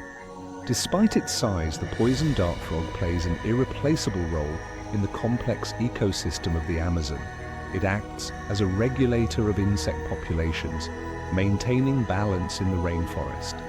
By participating in the food chain, it connects every link in the cycle of life, from tiny insects to larger predators like snakes and birds. Its role is a reminder that even the smallest creatures can wield the power to shape an entire ecosystem. To the indigenous people of the Amazon, the poison dart frog is more than a creature. It is a messenger of God. Its vibrant colors are seen as a divine gift, a symbol of creativity and power. For generations, indigenous communities have learned to respect and harness its toxins for their blow darts, a practice steeped in reverence for nature. In ancient myths, the poison dart frog is revered as a guardian of the forest, embodying resilience and an unyielding spirit. These tiny frogs teach us profound lessons. Their radiant colors remind us that standing out does not equate to weakness, while their lethal toxins show that even the smallest beings carry immense power. God created the poison dart frog not merely to survive, but to inspire, to remind us that every corner of nature holds a balance and wisdom that transcends human understanding. Gaze upon the vibrant colors of the poison dart frog, and you will witness the marvel of creation, a perfect fusion of beauty, strength, and balance. They are not just creatures of the Amazon, they are symbols of the creativity and power that God has woven into every detail of life.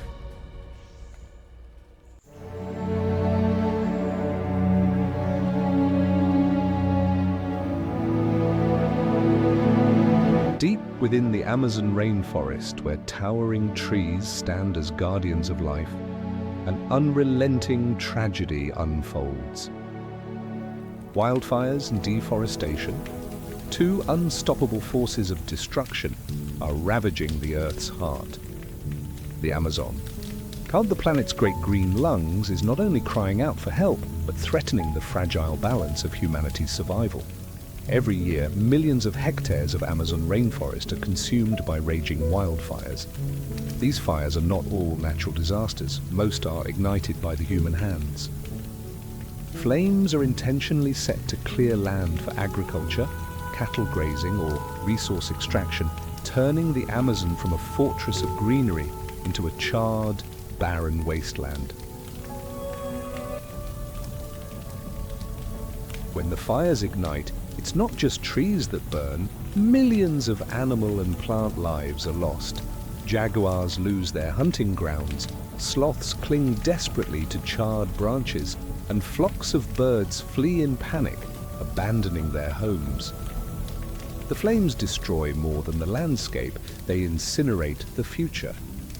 If wildfires are an immediate catastrophe, deforestation is a slow, bleeding wound the Amazon endures daily. Towering ancient trees, once the pillars of life, are brought down by the sharp, cold teeth of chainsaws, leaving behind scars of emptiness on the planet's green lungs. What were once pristine forests, home to thousands of species, are now desolate clearings. Ecosystems are disrupted, rivers lose their natural protective barriers, and the soil becomes infertile, unable to sustain life. The Amazon is not just a forest, it is the lungs of the planet, absorbing billions of tons of carbon dioxide each year and producing vast amounts of oxygen essential for life. When the forest burns or is cleared, those lungs falter, releasing massive amounts of carbon into the atmosphere, accelerating climate change. Moreover, the loss of the Amazon means losing over 10% of the world's biodiversity.